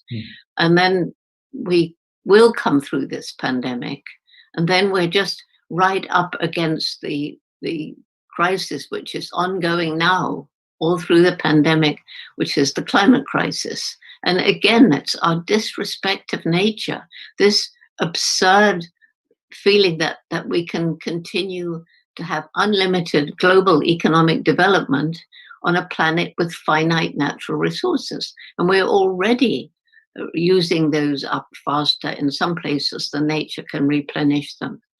So what can people do? Well, there's a big move now for planting trees, because trees are absorbing CO2 from the atmosphere. Protecting forests and existing trees is right now very, very important, because it's going to take the trees we plant time to get big enough to do their job. But it's important to start now. And cleaning up the ocean, that's another thing. People can fight the use of single-use plastic and other things that pollute the ocean, and have beach cleanups if there's a beach, but river cleanups is just as important, because the river swishes everything down. And, the great thing about teaching or being with or talking to the university students, the high school students, they have so many ideas as to what they can do. It's unbelievable. If children understand the problem and you empower them to take action, to talk, you listen to them, they come up with fantastic ideas themselves. And that's something, again, for teachers to set up situations where you can talk to and listen to and encourage the young people to share their ideas. Yeah. So we all know you as a world-renowned primatologist, but you're so much more than that.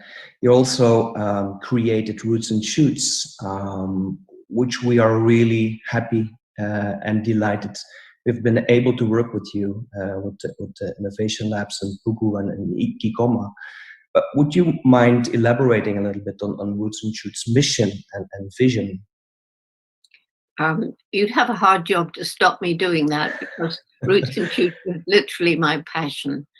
And it began in 1991 with 12 high school students who were concerned about the dynamiting of coral reefs, of illegal dynamite fishing, which was destroying the coral reefs. Why weren't the government prosecuting poachers killing animals in the national park? Why was nobody doing more for the homeless children who were sniffing glue on the streets? All of these different things. And so I told them to go and get their friends who had similar concerns. And we had a meeting. And out of that meeting, Roots and Shoots was born. Main message, each one of us makes some impact on the planet every single day, all of us. And some of us can really make ethical choices about what we buy. Where did it come from? How was it made? Did it harm the environment? Is it cheap because of child slave labor or inequitable wages in some other country? Was it cruel to animals? We can ask those questions. People living in abject poverty simply have to do whatever they can to stay alive. And so solving poverty is tremendously important. We got that right from the start. And of course, in Tanzania, there's a lot of abject poverty.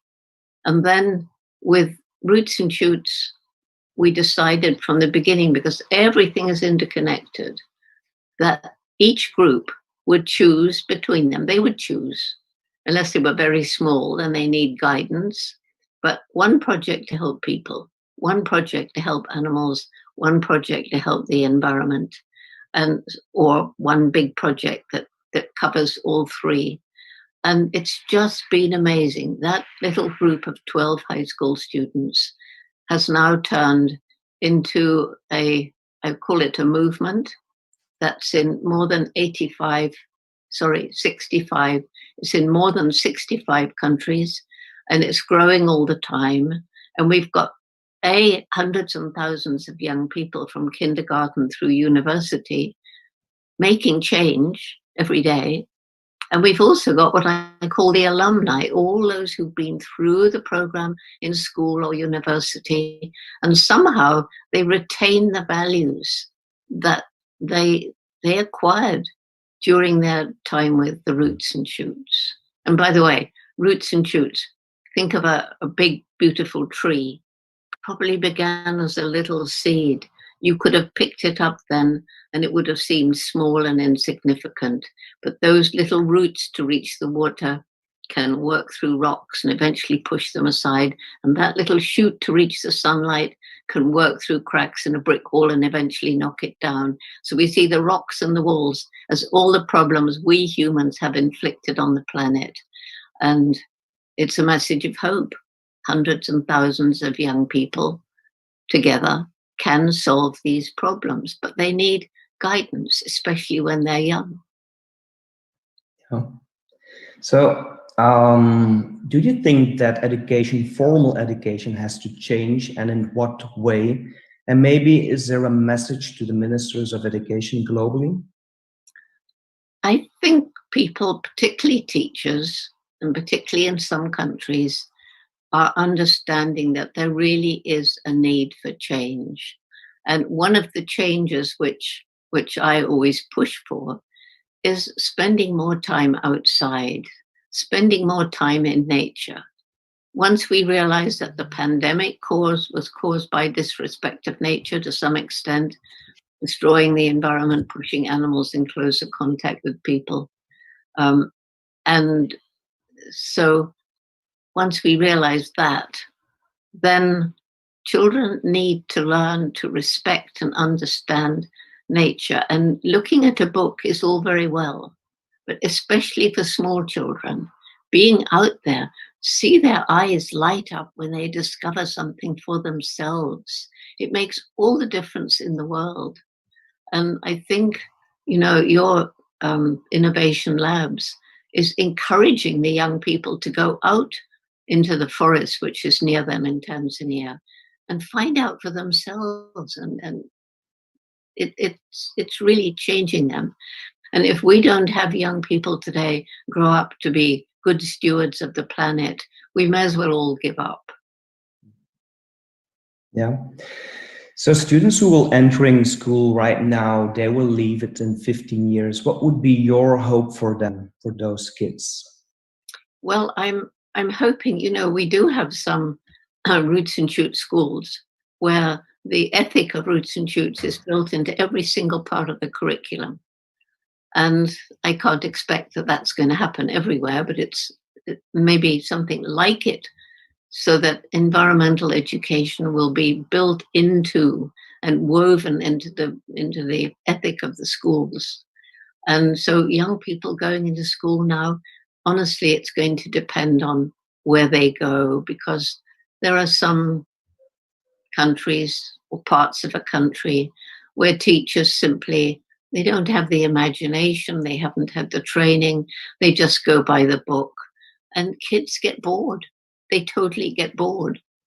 So it's teacher workshops. We do a lot of that, and working with teachers and inspiring teachers, because if you're not inspired, how do you inspire your students? So what do I hope for the children going into school now? That if they don't have inspiring teachers, they can go online and find inspiring teachers there. And that's what I hope. But I'd like to know, Koen, what do you feel about this? When there was Corona at the very beginning, I felt like this is going to decrease the gap between people. But now it more feels like it is increasing the gap. And I'm a bit concerned about how all of this is I felt that climate was changing because of COVID.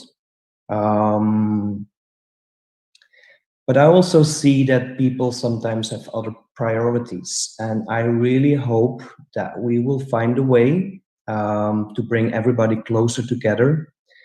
Because I also know that you travel a lot of days a year, like 300. And you need a lot of, yeah, no, isn't that? 300, it was before lockdown, yes. Yeah.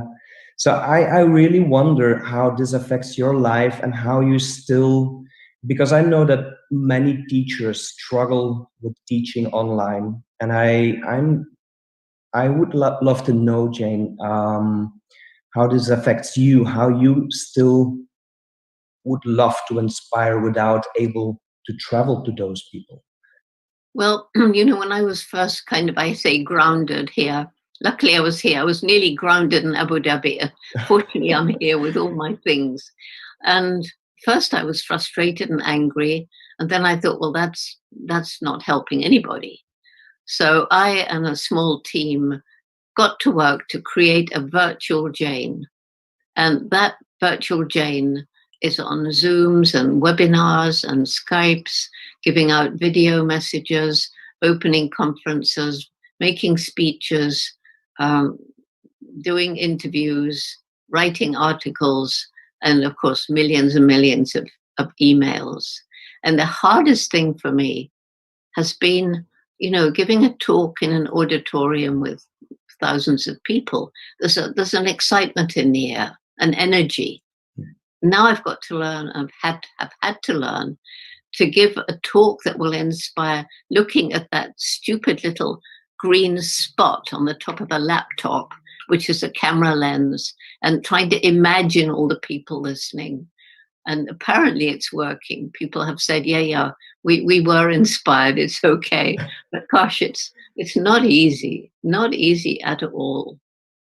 But anyway, that's how I'm spending my time. And I don't have any spare time at all, except at lunchtime, I take the dog for a walk. I sit under my favorite tree when I was a child, and I call my little friend who's a robin, and the robin comes every day, and I sing to the robin, and sometimes the robin sings back to me. That's wonderful. So thank you so much for this, Dr. Jane Goodall. Do you have some final words for our audience? Well, I think the most important words I've already said, but I will say them again.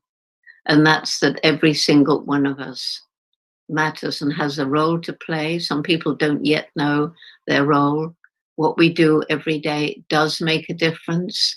Just me picking up a plastic bag or 10 in a day wouldn't make any difference. But we now know it's happening everywhere. And so this saying, think globally, act locally, is the wrong way round. Because honestly, today, if you think globally, you get depressed, you can't help it. But if you say, well, what can I do here and now? Yeah, I can clean a stream, I can pick up trash, I can recycle, I can raise money to help refugees in a far off country. It's all kinds of things that people can do. And so I think this message that what you do actually does matter is a very, very important thing to think about every single day. Because it's people feeling helpless and hopeless that leads to apathy. And apathy will be the end of all of us. Thank you so much.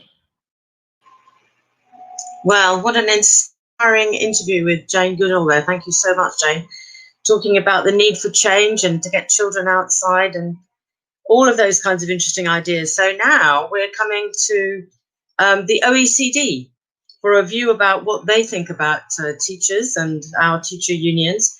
We're delighted to be joined by Andrea Schleicher, who is, of course, the Director for Education Skills at the OECD, and also by Andrea Zafirikou, who was the winner of the Global Teacher Prize in 2018. Now, how they're going to manage to do all of this in 15 minutes, I have no idea, but I will come cut them off if they overrun. So off you go.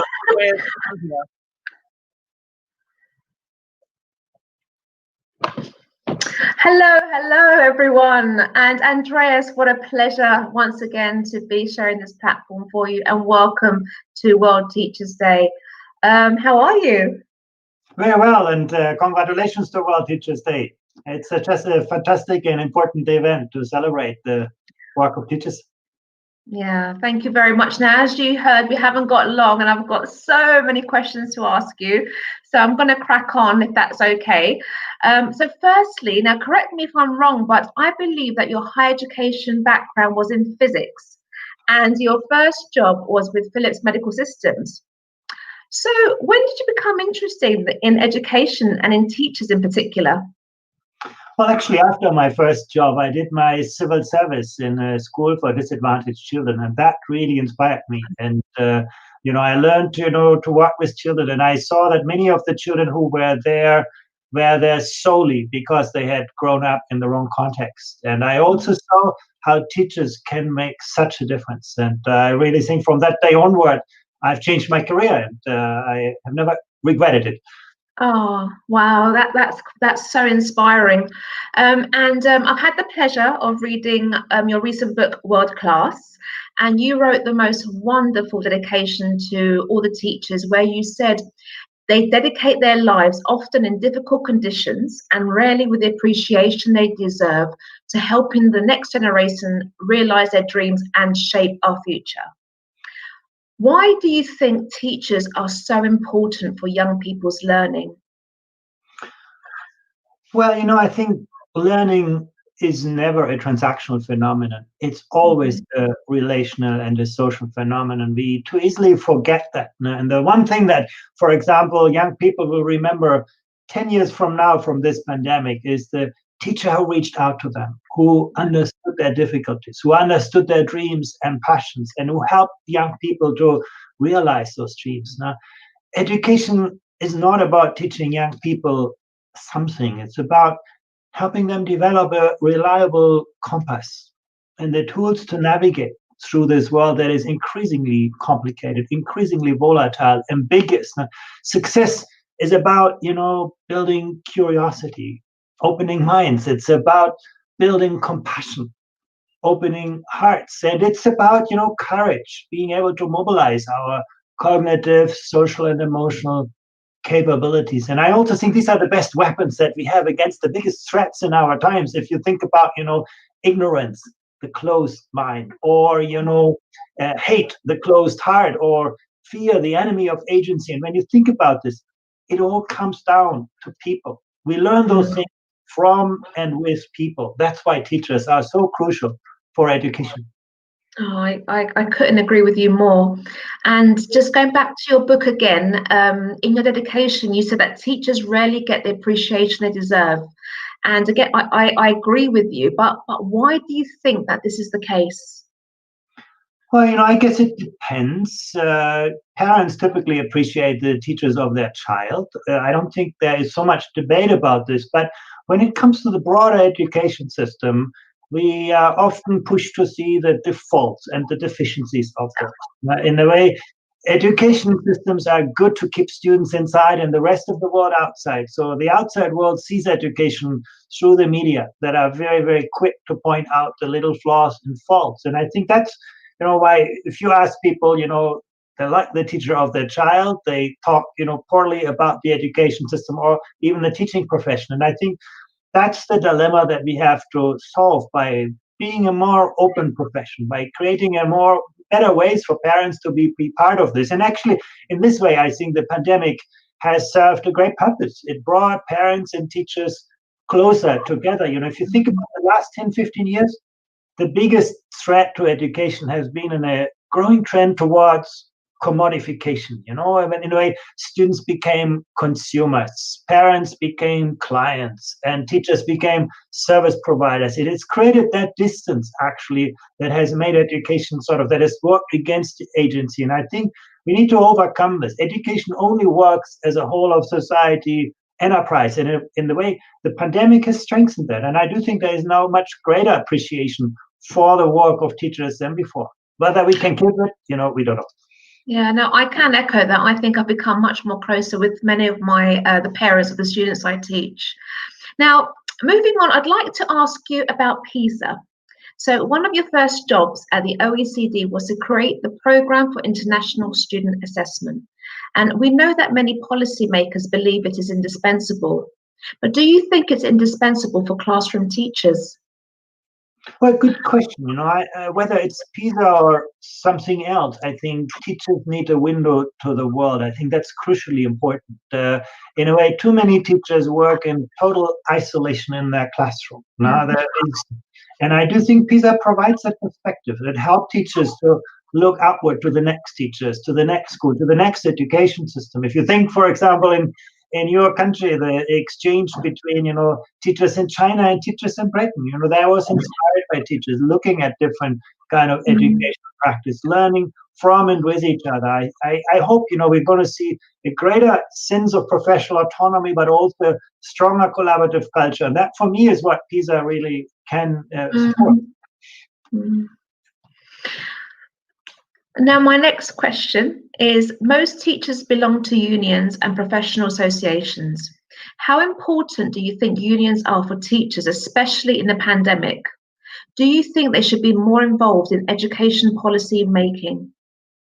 Yeah, absolutely. I think if you think about unions, often it's about industrial issues. But I do think unions need to get much more to the core of education policy. In fact, I believe that you do not involve teachers in the design of policies and teacher organizations, you cannot, expect them to help you implement those kinds of policies. And that's, I think, one of the tragedies that we have seen in education, that there are a lot of things that come from the outside towards teachers, towards schools, whether it's technology, whether it's pedagogy, whether it's a curriculum.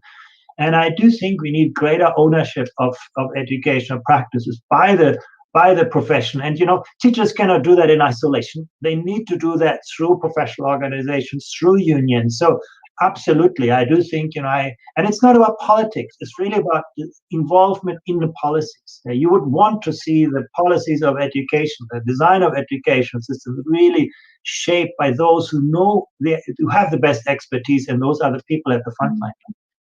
I mean, I couldn't agree with you more, especially in times like this where we do need to hear the voices from the teachers on the ground, and they will help indeed. Now, if we can just reflect on the COVID pandemic, it has fundamentally disrupted children's and young people's education. What do you think teachers need most in responding to this challenge? Well, I think the pandemic has transformed student learning. It has transformed teaching. I think what you need most as a teacher is not just to be a good instructor, it's also to be a good coach, to be a good mentor, a good facilitator, a good evaluator. I think the pandemic has really highlighted that we need to take a much more holistic role to the responsibilities of teachers in teaching. And that also means changing work organizations. I mean, one of the trends that we have seen in the last decades is actually that teachers became more and more focused on the instructional process. Then you hire experts from other subjects.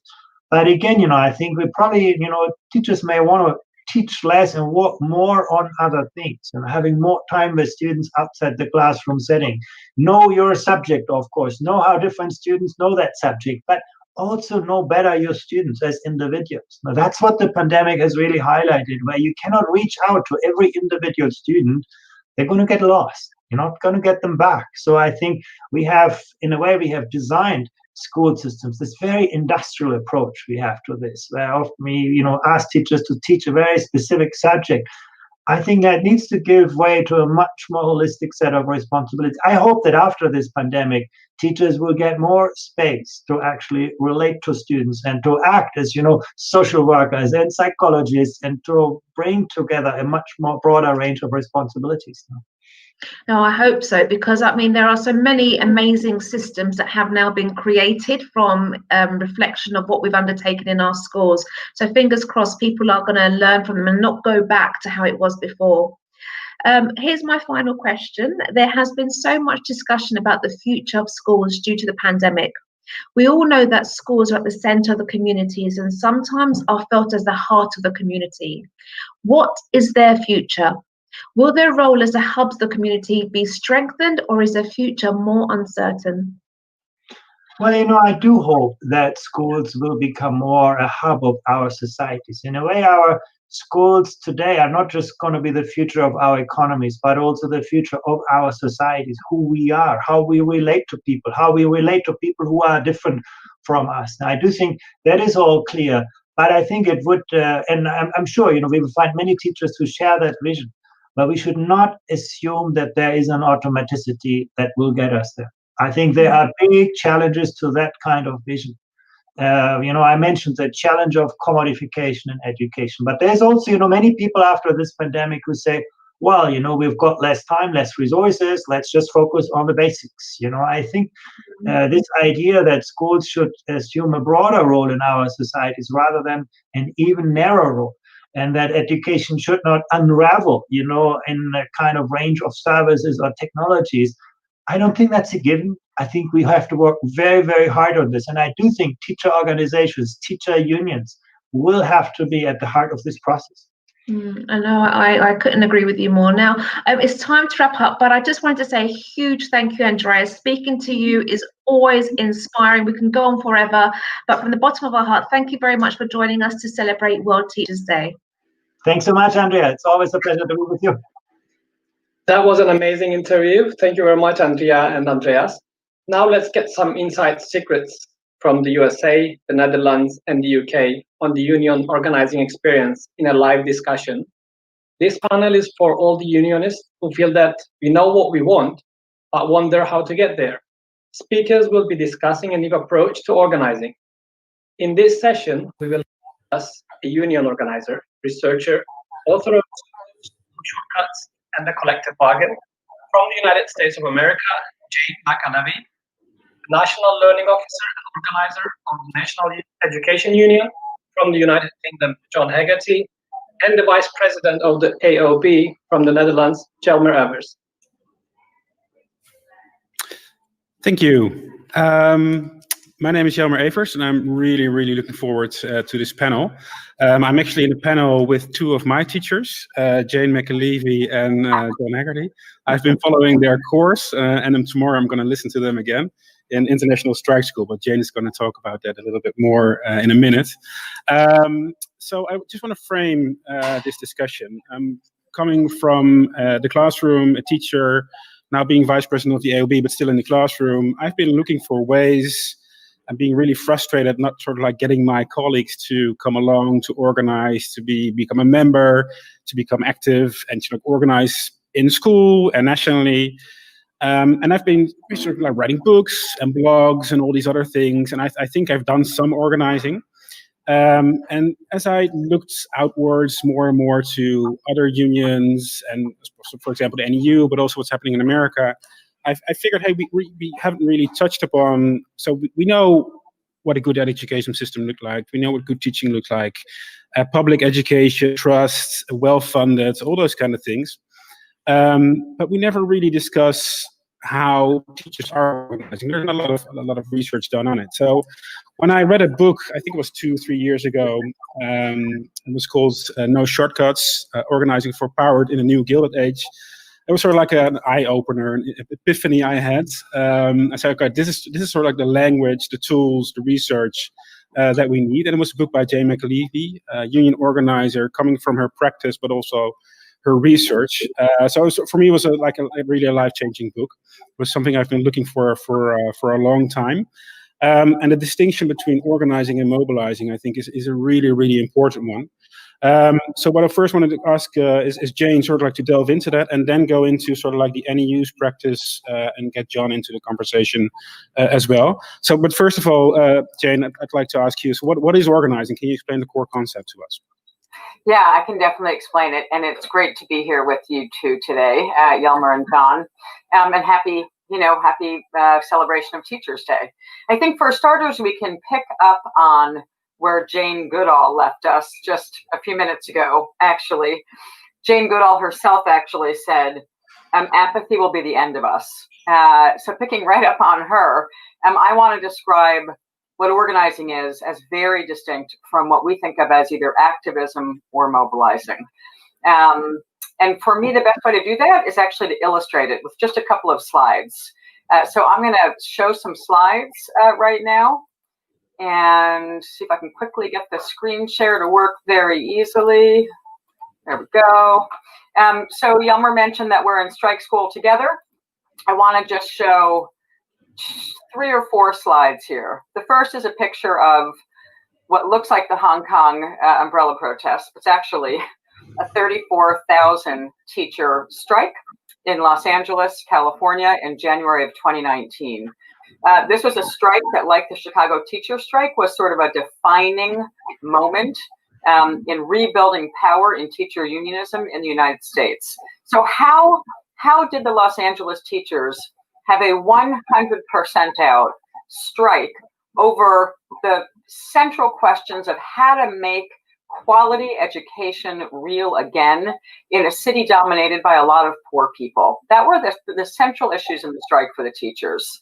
And one thing we talk a lot about that's going to get to what's organizing versus mobilizing in a handful of slides is something called structure tests. And I just want to throw these out there very quickly. The United Teachers of Los Angeles did a lot of what we call structure tests before they knew, it gets to the heart of organizing, before they knew that they were ready and able to call that strike. They did not wake up one day angry and upset and say, hey, let's just have a strike and walk off the job. In fact, they did, and I outlined in my newest book, A Collective Bargain, they did 12 what we call structure tests to know that their rank and file members, all 34,000, were united in solidarity and ready to walk off the job. And I want to just walk you through about 4 more slides and then leave screen share. Essentially what we're focusing on and what I teach and practice is how do you build a strong, effective worksite structure. In your case, this means how do you build a strong, effective, school site structure.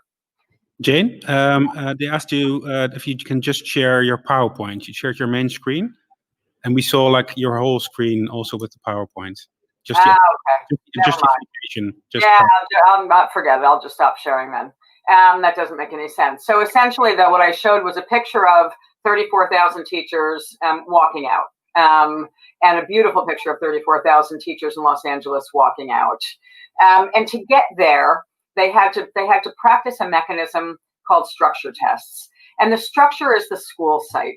And so what's different between organizing and mobilizing is that in mobilizing, which is what most teachers unions and most unions are doing, whether it's in Europe or around the world, or definitely in the United States, what it mostly means we're doing is we're talking to the teachers who want to talk to us.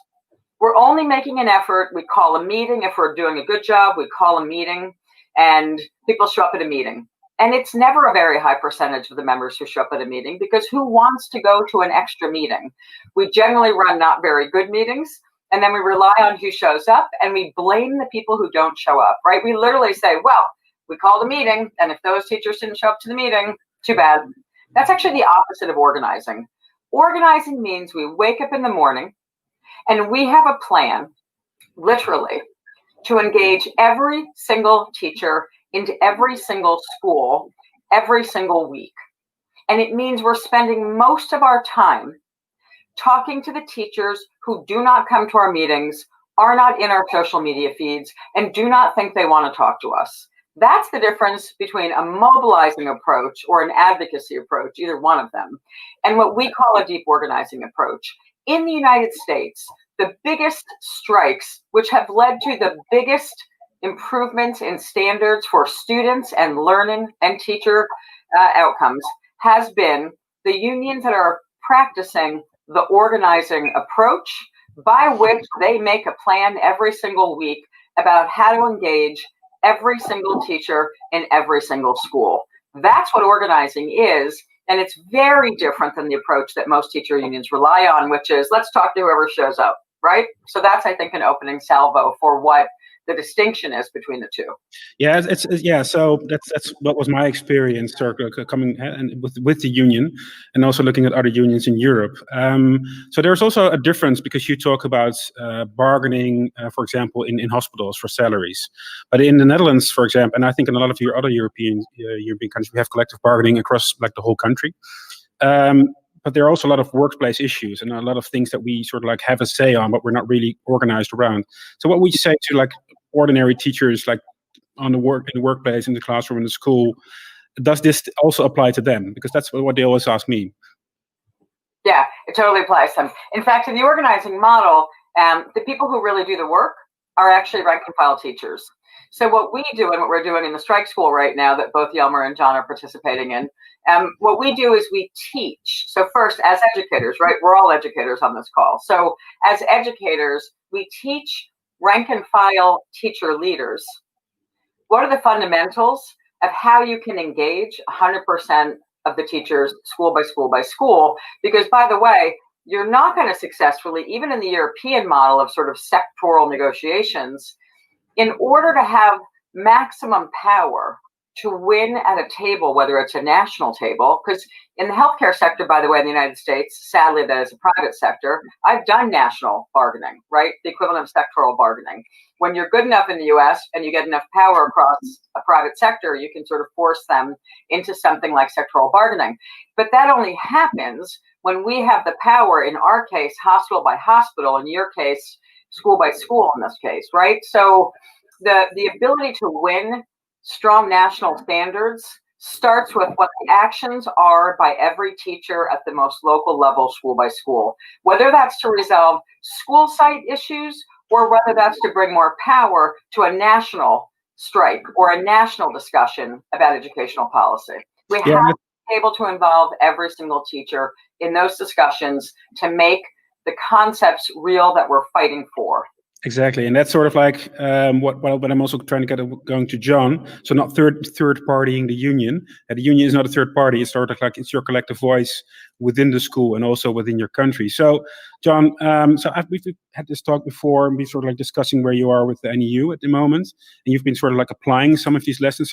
So where are you at the moment with this? And maybe you can also say a little bit on your COVID response, because I was very impressed by that. Sure. So I think that the real starting point is that where we are in terms of organising is we're 10 years into a project. This stuff doesn't happen overnight. You know, our organising strategy as the National Union has gone on for a long time, and it's involved building rep structures, building training, recruiting activists over years. But in terms of what we did during COVID, it did build on that organising legacy. And I suppose there were some digital tools that we used. We used a lot of Zoom meetings. At one point, we had 20,000 members on a Zoom call. We used Call Hub as a technology. With one of our aims was to phone every single one of our workplace reps. So that's 10,000 reps. We got through to nearly 4,000 and spoke to them. And one of the things that we were asking our reps to do was to meet with members, gather a petition as to people's opposition to wider reopening, and take that to the school management, which was a structure test. Because one of the things that was happening was reps were then coming back to us and saying, not everybody wants to sign it. What do I do? And we were then using those models that James talked about. We were saying, okay, you're going to have to talk to the people who aren't on our side. This is how we do it. This is a structured organizing conversation. What you're doing is a structure test. You're going to build power. And the result of that work over the last few months of the crisis is we've recruited 50,000 new members. We've recruited 3,500 new workplace reps. We've trained over 3,500 activists in a variety of health and safety and organising strategies. And the union, when it came to the government's demand for wider reopening, we managed to stop 70% of schools opening more widely. So the organising work that we do has an outcome. It's not, we don't organise for the sake of it. We build workplace power in order to keep our members safe, or in order to win things at workplace level, because in England we don't have national bargaining, so we have to win workplace power. Yeah.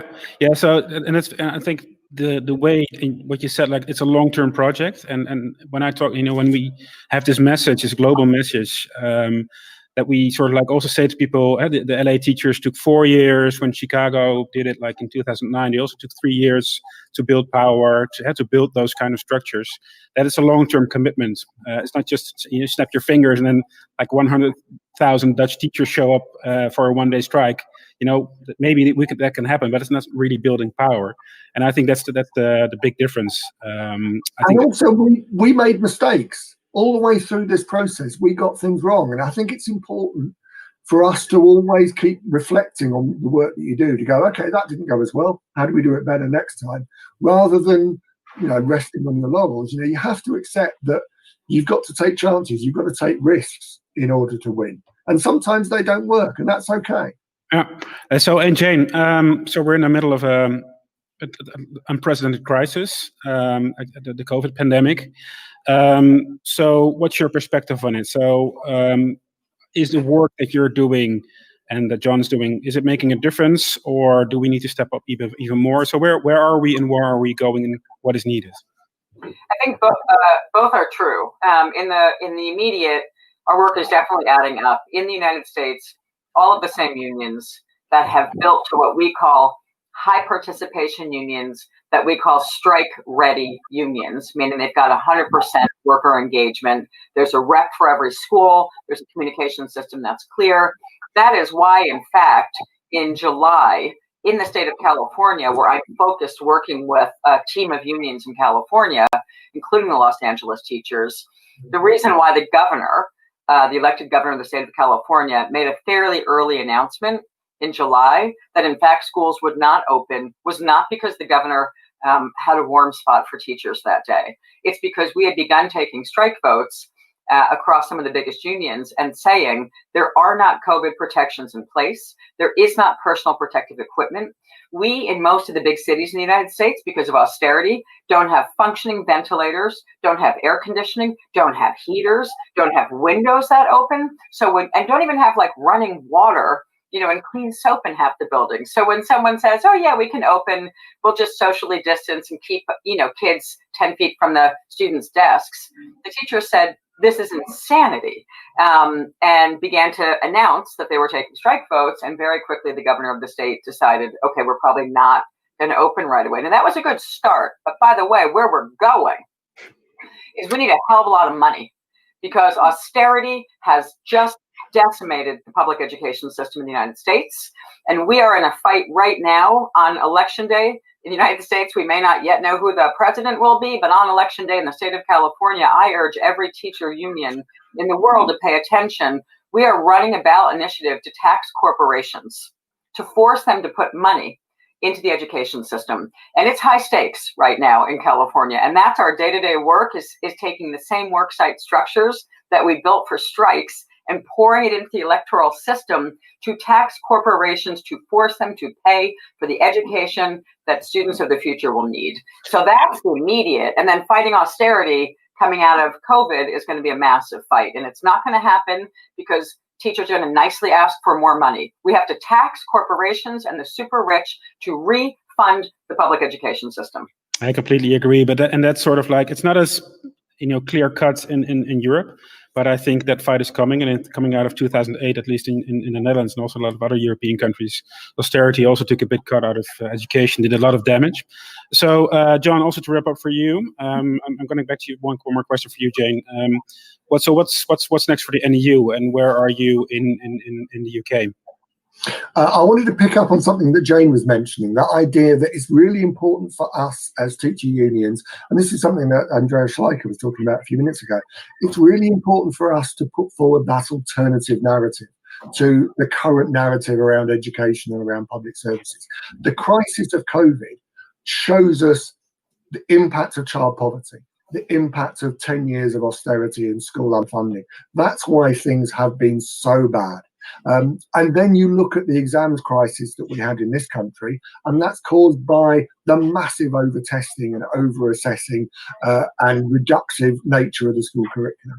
So one of the things that we've been talking about now is moving forward from the health and safety focus that we've obviously had over the last few months to both empowering our workplace representatives to begin to bargain about other issues, to look at a year's timetable. So at the moment, we're asking them to bargain around pay. After Christmas, we're asking them to bargain around appraisal. And then come the summer, we're asking them to bargain around workload. So there's a national strategy around bargaining. But also, we're beginning to stress the importance of an alternative narrative around education, a different way of teaching and learning, a different way of funding education. And we've put forward a national recovery plan for education to say these are the things that the government should be focusing on. And it's not just about trying to win that now, it's about beginning to create that narrative over the next few years to say this is how education should be, to build that broader social movement. Thanks, John. So I think we need to wrap up. So I'm just going to ask Jane maybe one more last comment, and maybe sort of like a call to everybody that they can join Strike School or the next Strike School. Yeah, well, one, definitely pay attention to Jelmer and John are both involved in Strike School that we're teaching through the Luxembourg Stiftung in Germany. We're definitely going to be focusing more on both how do we improve the collective bargaining practice to get to some of the issues that John was just mentioning. And how do we tie our work? I would say the last crucial thing is we have not made any of the victories we have in the United States in either Chicago or Los Angeles or Oakland or around the country without having deep engagement, not just with every teacher, but with parents and students and the broader community. And that is the forward focus for how we actually make radical improvements to public education again.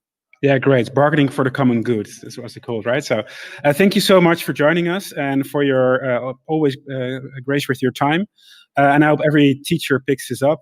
If you're not part of a union, join one. If you are part of a union, become active in it. Don't third party the union. The union is your voice. Organize, get your colleagues in, and that's how you build power, and that's kind of how we can build the education systems that our students deserve.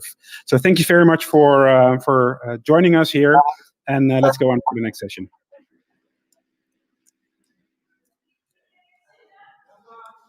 Very inspiring discussion by Jane, John, and Jelmer. So this is the only way to reduce inequalities is through organizing and trade unions. So in tandem with the COVID-19 pandemic and through the Black Lives Matter movements, protests, and demonstrations, 2020 has also brought to the surface, once again, the centuries-old pandemic of racism and racialized injustices all over the world. In this recorded session, we will be hearing about the racial justice in the times of coronavirus. This highly interesting and significant discussion is moderated by a professor from the Stony Brook University, who is also the CEO of the Digimentors from New York, United States of America, Sri Srinivasan. The speakers are the President of the National Education Association from the United States of America, Becky Pringle, and the President of the NASUWT, the Teachers Union from the United Kingdom, Michelle Codrington-Rogers.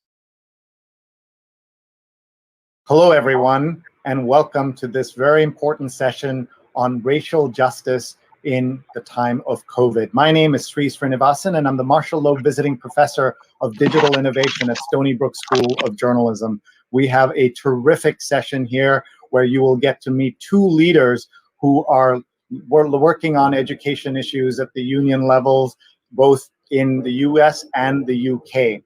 Now, what we want everybody to know is that this is an opportunity to understand what is happening with racial justice in the field of education. And we have two wonderful speakers who will reflect on racial justice and what decolonizing education means in their respective countries, especially in the current moment, and the role that education unions can and should play in those processes. So let's bring on stage and tell you about our two speakers. We have with us Becky Pringle, who's president of the National Education Association in the United States, and Michelle Codrington-Rogers, president of the NASUWT Teachers Union in the UK. Hello. Hello. Thank you for being here. Really appreciate you making the time, and happy World Teachers Day. Same to you. Thank you. Happy World Teachers Day. Let's get right to it. I have a question that I'd like both of you to answer. We'll go to Becky first. What does it mean to think about racial justice at this moment and decolonizing education in a general sense in the UK and the US? Becky, about the US, of course. And what new insights or impetus has come from the Black Lives Matter movement of the last few months? So thank you, Sri. It's so good to be here with you and Michelle, celebrating World Teacher Day with EI. So here in the US, we understand the importance of decolonizing education. And for us, that means we have to radically change and transform the operationalizing of our schools. And we have to make sure that we fully support our staff and educators. It actually requires a thorough assessment in response to the historical impact of race and racism in the design and the development and the evolution of our current education system. It also includes the historic connections to global colonization and imperialism and the ideology of white supremacy. So in this moment of COVID, we've been talking about this so much here in the US. It is shining a light on structural racism. And structural for us, we're not only talking about education, we're talking about all of those other systems that impact our students' ability to learn. So we're talking about economic injustice. We're talking about housing injustice. We're talking about healthcare injustice. All of those things came together to impact what happened with COVID. We know that our Black and Brown and Indigenous students and communities were disproportionately impacted and infected with this disease, and they disproportionately died from it, because they were already predisposed with illnesses because of the lack of healthcare in those communities. And then when we had to, at a moment's notice here in the US, go to virtual learning, we saw that light shining, and it only exacerbated the inequities that, as educators, we already knew existed. So we knew there was a digital gap. We knew that our Black and Brown and Indigenous students didn't have access to digital tools in their homes. We knew that they had parents who were essential workers and had to go out to work, but not stay home with them to help with their learning. So we are seeing those gaps grow and grow. And what we are doing here at the National Education Association is working to try to continue not only to stand in those gaps right now, but actually to do the work now, to transform our system so that it is racially and socially equitable and just, so that every student, everyone, has the opportunity to succeed in this diverse and interdependent world. Thank you. So beautifully put. And that gives us a sense from this side of the pond. I'm in New York, so we will claim you over here, Becky. And now we'll go across the Atlantic Ocean to Michelle. Thank you, Shri. And Becky, excellent. That is actually mirrors what is happening in the UK. I'd like to thank EI for enabling this conversation, and happy World Teachers' Day to everybody as well. Because exactly that is what happened in the UK. Unfortunately, it took us going into lockdown. It took us seeing education shut down in the UK for this real stark division between our communities to become very evident and obvious. And what happened was COVID gave us the space for us to stop and to start to actually see the impact. When you're in busy lives, you don't notice the social injustice as starkly as you do when you have got whole households and communities locked indoors. And those months since March the 20th, when schools kind of closed, was the time when people started to recognize all those issues that we have been raising as educators and as teachers, but also as activists, to say that social injustice is really quite prominent.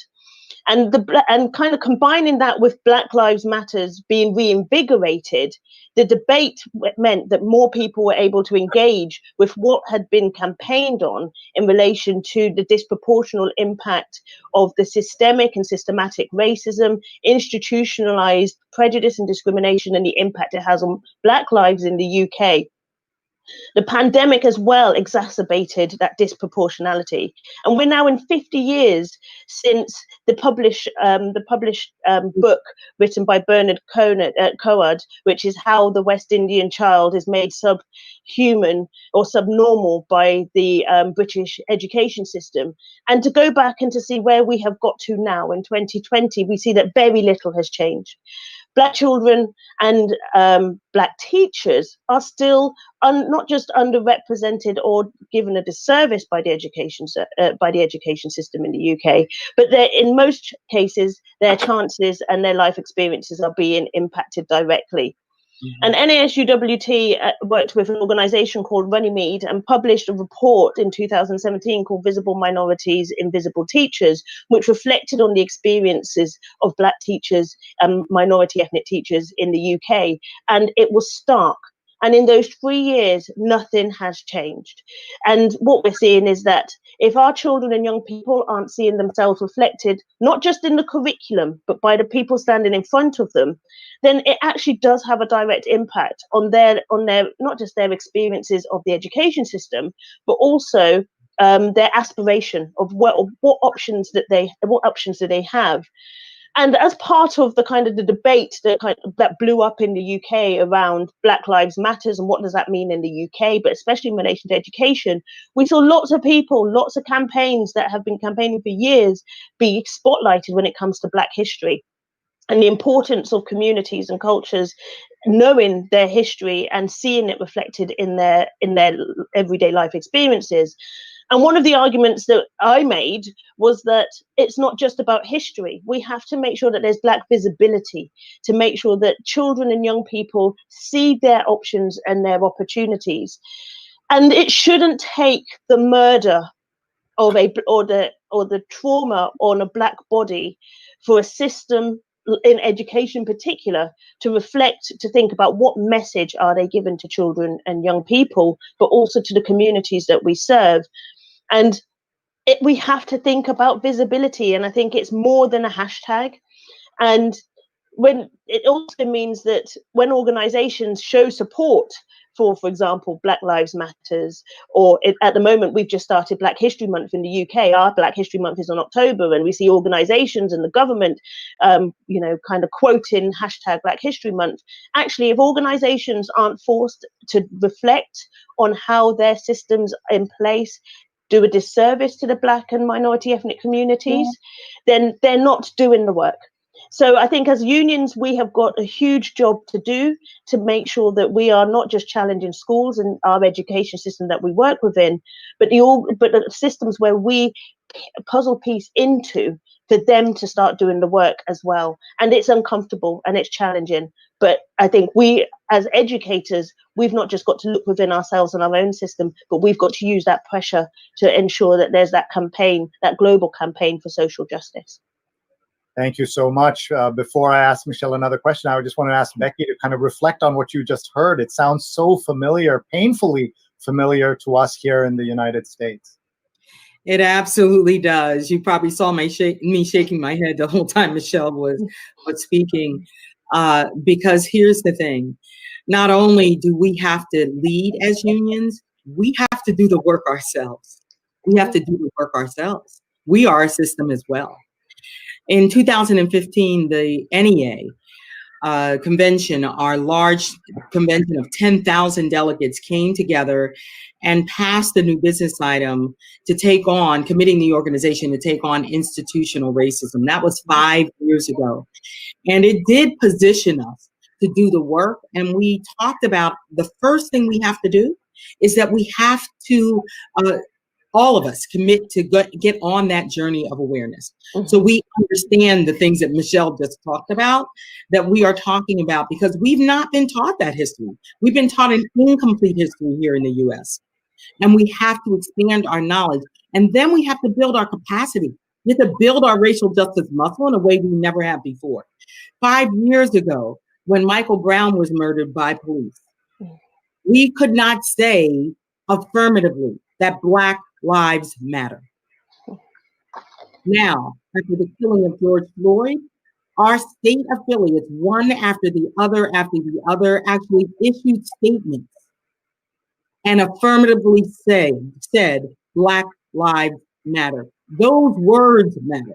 Being able to say that out loud and then to commit yourself to do the work, to learn, so that you can lead and take action to actually dismantle these systems, to actually take on the white supremacy culture that exists throughout our country, to actually be able to change the preparation of teachers, to take on, to Michelle's point, the recruitment, and not just the recruitment, because what Michelle talked about is really important.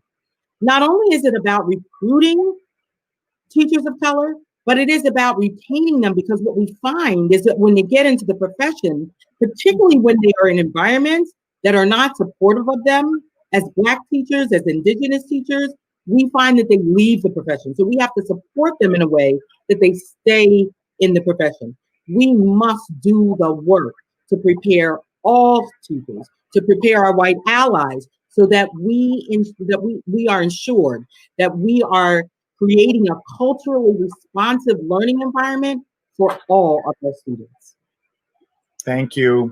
I just want to reflect for a moment, both of you, just to see that the two of you are leading these two unions. This is a special moment, isn't it? Well, you know, I'm the first Black president ever in the history of NASUWT. This is 101 years our union has existed, and that's a weight. It is a huge weight to carry. But it also shows that when an organization looks within itself and starts to do the work, I'm not saying that it's perfect, and I think I'd be quite honest to say that, but actually it shows that when a union does the work, it can create that space for people to be able to be leaders and to be able to achieve to their potential. But we've got work to do. Absolutely. I wanted to ask specifically about the UK. There's been a lot of talk about decolonizing education, and a lot of that has been kind of focused on removing statues. We have a separate statue conversation here as well, but there's much more than that. And so what are some specific things that connect decolonizing and racial justice that you can tell us? I think Becky kind of touched on it earlier, is the fact that we're not taught the uncomfortable past, and that's none more prevalent in the UK. The UK, that was the leader of colonization and empire building, which was traumatic, and it was built on pain and destruction of cultures and communities and history. But we're not taught that in school. Our children and young people are literally just taught pretty much about slavery, one of the most traumatic aspects of our past, and especially for our communities. However, we are surrounded by the kind of the spoils of that period of time of empire. We're surrounded by monuments to people who, from the majority of us walking around in the UK, don't know who they are. And then when you start scratching the surface and realizing that people have got this connection to trauma, and we have to keep remembering it is about trauma and it is carried into generationally, you know, it's easier to argue about whether a statue should remain as opposed to saying, why didn't we learn the truth about this era? So although the kind of the reporting is very much, do we keep the statue? Do we get rid of it? It's actually more of a case of what does the statue symbolize and what other actions need to be taken to kind of remedy this disproportionate or kind of unbalanced version of history so that we are learning it. And so the statues are just a symbol, but it's easier to get pulled into that debate, and it has to be what else needs to be done. And these statues stand in very prominent places outside very prominent symbols of the British Empire and British success. And we have to think, how did Britain get to be so successful? What was it built on? And what does it owe to the rest of the world and to other cultures and to other communities, because it benefited based on that trauma? And so schools have got a place to play in that, but so do universities, so do other structural organizations, but it has to start in the places of education. Our children need to know what they're looking at. Thank you very much. Our final question to Becky, I just want to ask you about the kind of political resistance that now we're seeing as, you know, more and more people are saying Black Lives Matter, as you indicated. We're also seeing some resistance. And in this country, we're also seeing that this idea that this country was built on the profits of slavery is being pushed back, that we want to, instead of thinking about the 1619 project, it's more important to think about the 1776 project. So without getting into the politics of it, what can we say to our teachers watching today, the allies of teachers, parents, students, and everyone who cares about this topic? What is your message to everyone? Educate yourself. My father was a history teacher. I'm a science teacher, and I didn't much care for history, but he didn't much care that I didn't care. And he sat me down and he filled in the gaps for me. So I'm not, Michelle, I'm not the first Black president, I'm the fifth. But it doesn't change the reality that in this moment as Black leaders, we know that there will be resistance and there will be pushback. In the US, we have but to look at our history. When we think about the 13th Amendment, abolishing slavery, and if our listeners have not had the opportunity to watch the Ava DuVernay documentary 13th, they must. Because what it talks about is that clause in the 13th Amendment that abolishes slavery, that talks about as punishment for crime of the party, they shall be duly convicted. And that was used to continue to enslave Black people. And for us, we talk about that as fueling the school to prison pipeline in this moment, as criminalizing Black Americans and them being disproportionately represented in the criminal justice system and in prison. We need to know that history. We need to understand what happened after the Civil War. We need to know what happened in Reconstruction, and we need to be aware of the fact that that violence was at the highest level during that time. And so there will be a lot of resistance, and we have to be prepared for that resistance in this moment. And the best way is to be educated. If you know your history, if you know the history, then you are not, as my father reminded me all the time, if we don't know our history, we are doomed to repeat it. So as educators, as unions, we need to continue to learn and grow and act, and that includes transforming not only our public education system, it means transforming our unions, it means transforming the preparation of our teachers and other educators. It means partnering with organizations, not only here in the US, but clearly around the world to finally bring to bear racial justice in this world. Beautifully put. And on that note, we will end this. As you know, it's a very busy day at World Teachers Day. And thank you very much. Our guests have been Becky Pringle, President of the National Education Association in the United States, and Michelle Codrington-Rogers, the President of the NASUWT, the Teachers Union in the United Kingdom. Thank you very much, all of you, for watching, and please keep sharing this feed so everyone can see. That was an amazing discussion, and once again, it was underlining the important role of the teacher unions in the reduction of and fight against social injustices and inequalities. We will now continue to the Europe segment of this 24-hour live online event with 4 videos from Sweden, Italy, and Portugal, hearing the voices of the teachers and unions across Europe.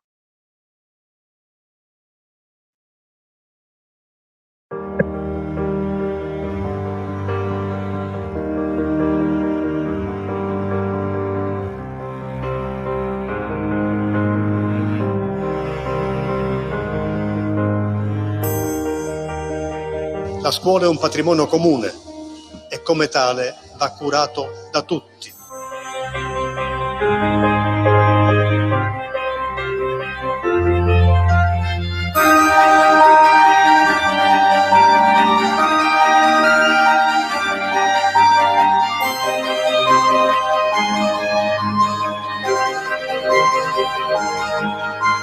Cercare nella scuola tutte le condizioni necessarie ad ascoltare i loro docenti per adornare la loro mente di cognizioni utili.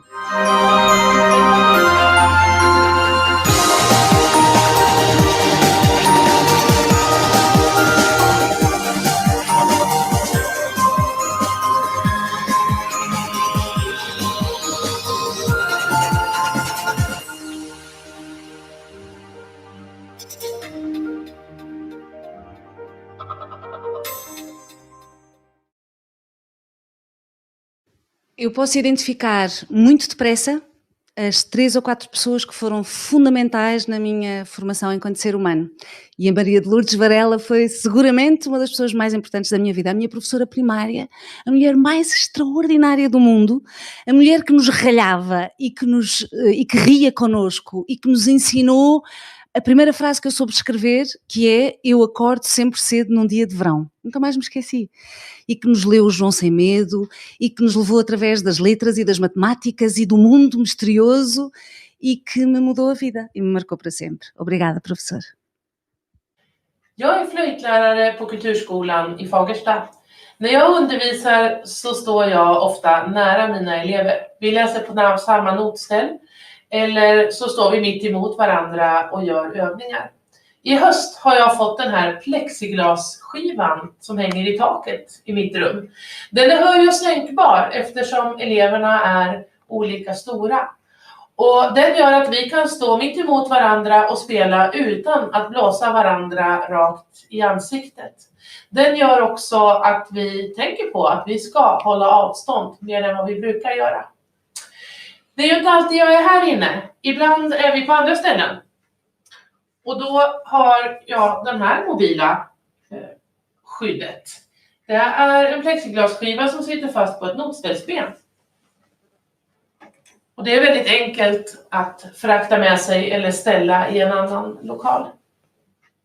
I Västmanland så har vi en regional kulturskola. Vi brukar träffas ett par gånger om året, alla musik- och kulturskolelärare.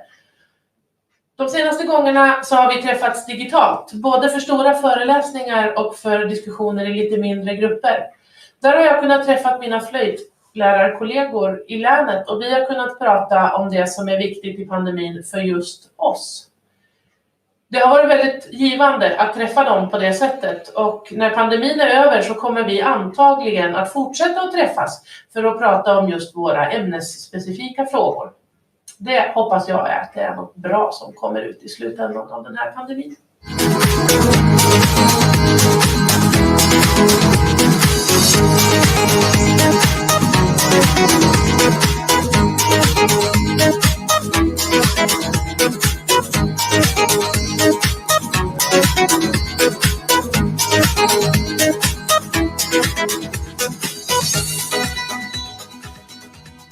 International Residential School in Kazakhstan wishes to convey all the teachers in the world on such special and essential occasion. Happy Teachers Day. It's fact that the teachers are always doing exemplary job.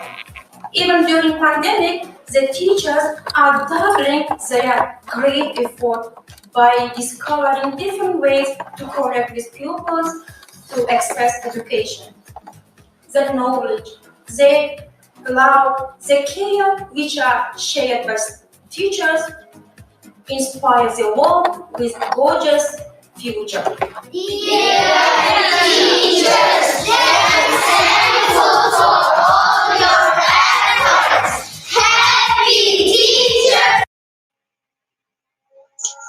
Well, wasn't that great? Colleagues, comrades and friends, we're close to the end of our European segment, but we have just one last message, and this comes to us from Sweden. It comes from Johanna Jahr Astrand, who is a member of the executive board and, of course, is a leader in Lärarförbundet Sweden.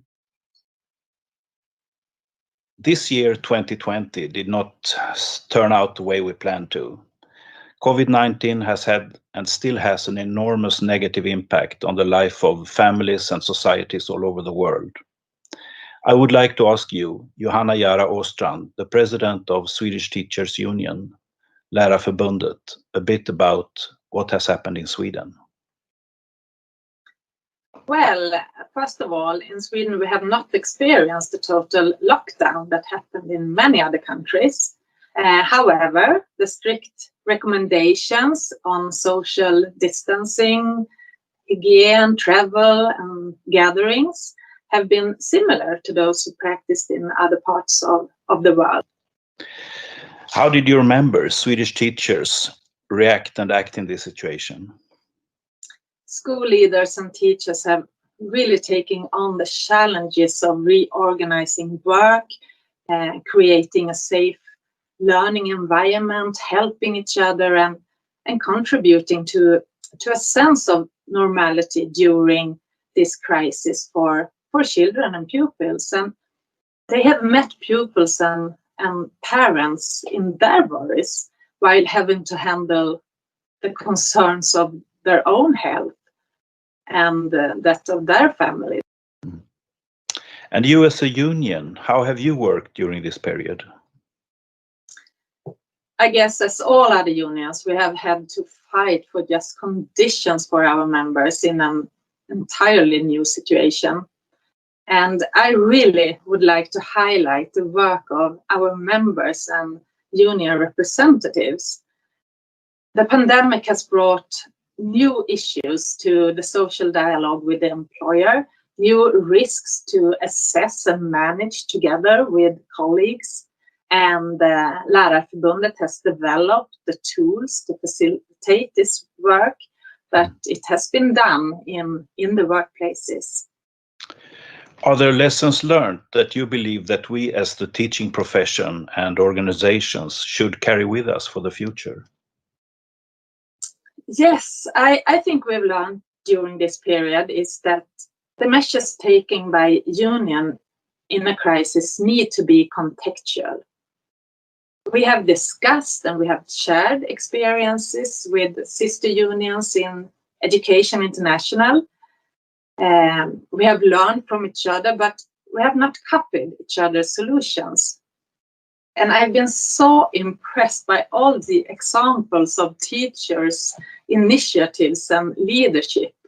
We have seen the importance of positive feedback, of lifting each other up, and recognizing what teachers contribute to society and the leadership of this profession.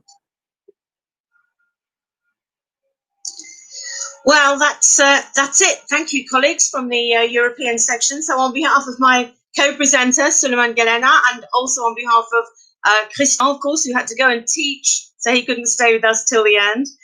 It's a wrap from all of the members, organizations, all of the individuals, and all of our guests here in Europe.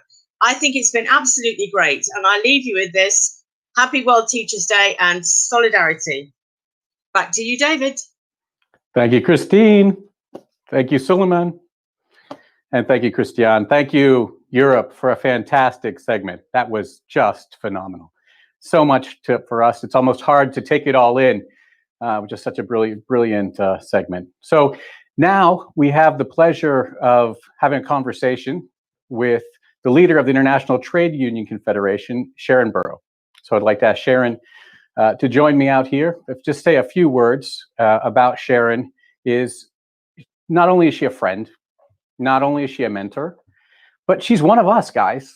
She comes from us. She was on the EI executive board. She is a teacher who made the union her life and then rose to the ranks all the way up to the very top and is the general secretary of the ITUC, leading the global trade union movement, representing us in the halls of power, but never forgetting her organizing roots and always mentoring certain young general secretaries along the way, which is deeply appreciated.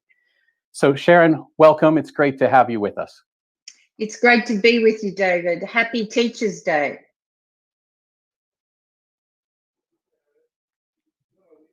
Just couldn't, we have the sound? Making sure they can hear you.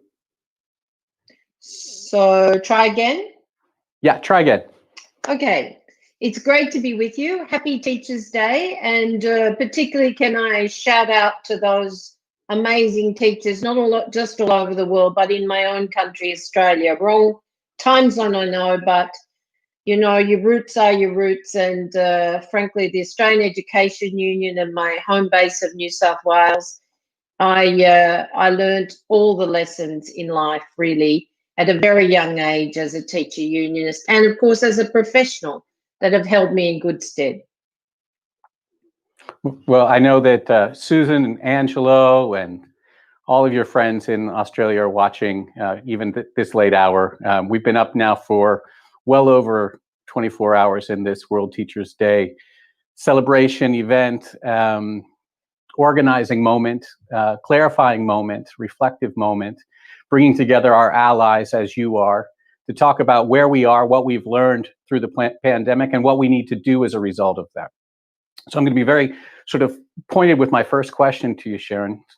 You're out, you're on panels and Zooming every day, talking to world leaders, talking to the heads of international organizations. You know about the debt crisis.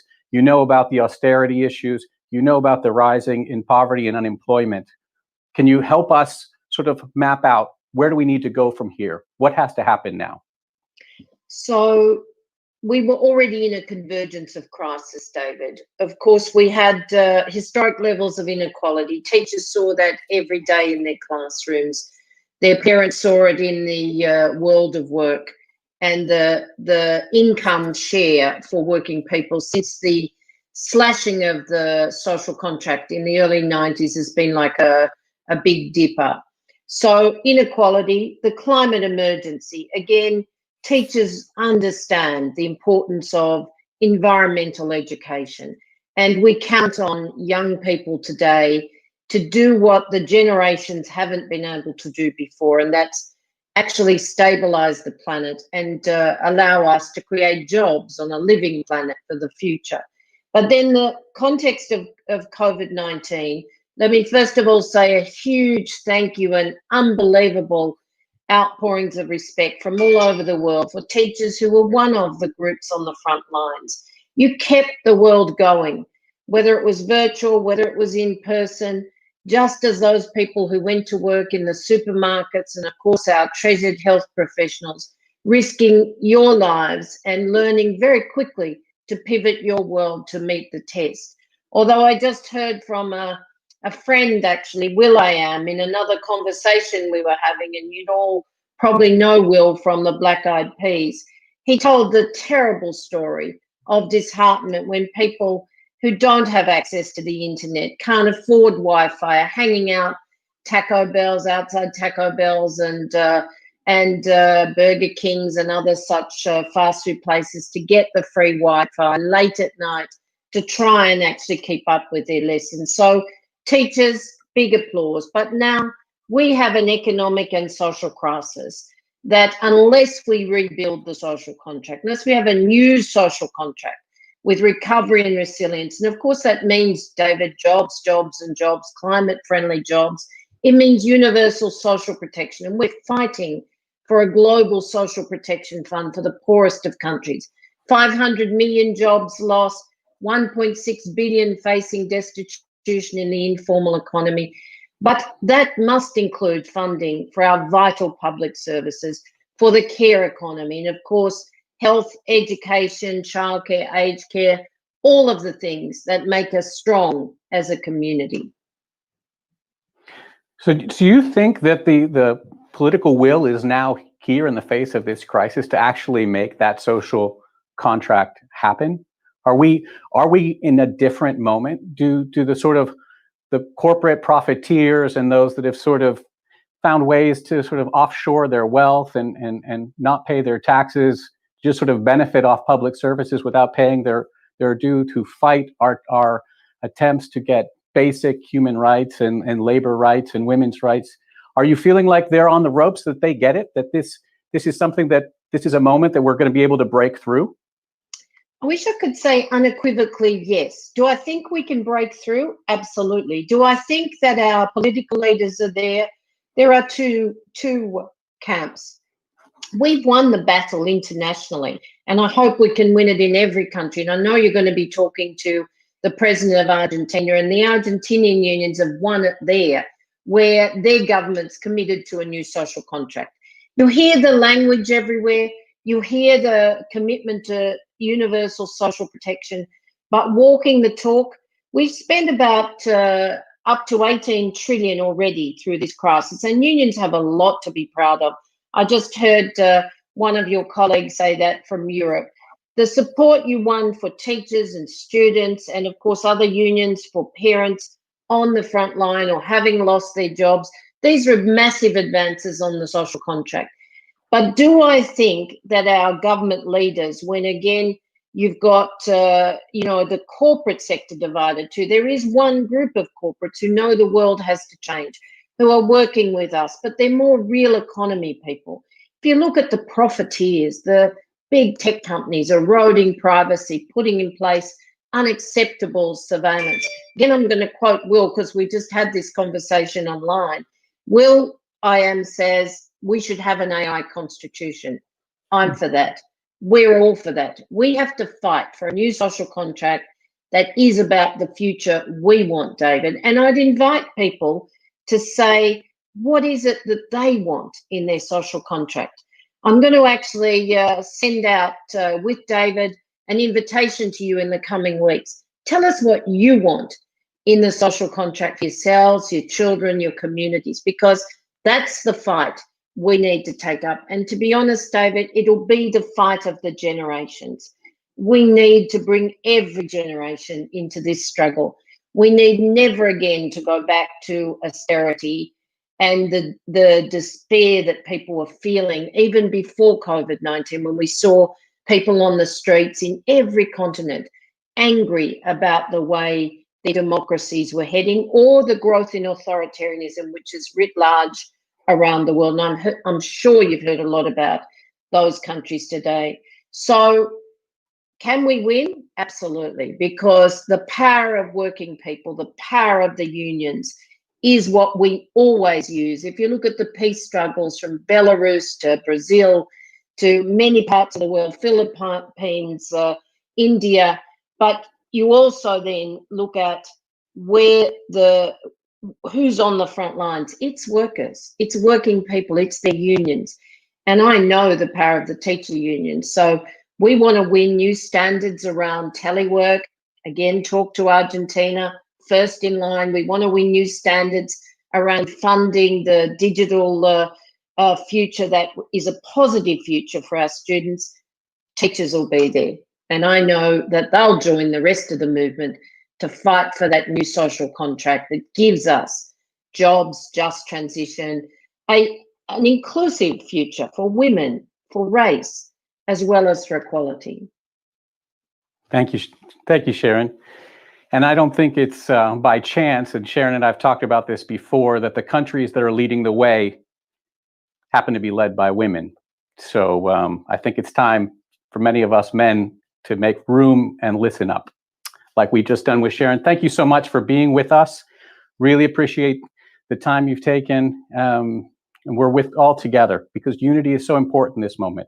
All of us workers, all of us unionists, all of us communities, people together, moving forward, taking the lead for the future we want. Thank you so much. This was a fantastic segment. I want to thank everybody here in Europe for just bringing together a very meaningful conversation that we need to take forward. Now we are going to be going into Latin America, but before we go into Latin America, where I'll see you after the break, we need to take a quick break so that we can refresh the streams. So you will go off and join again because you'll need to refresh, but those of you who've been with us for 24 hours already know how to do this. So, hasta pronto, hasta la victoria, nos vemos en América Latina. Abrazos.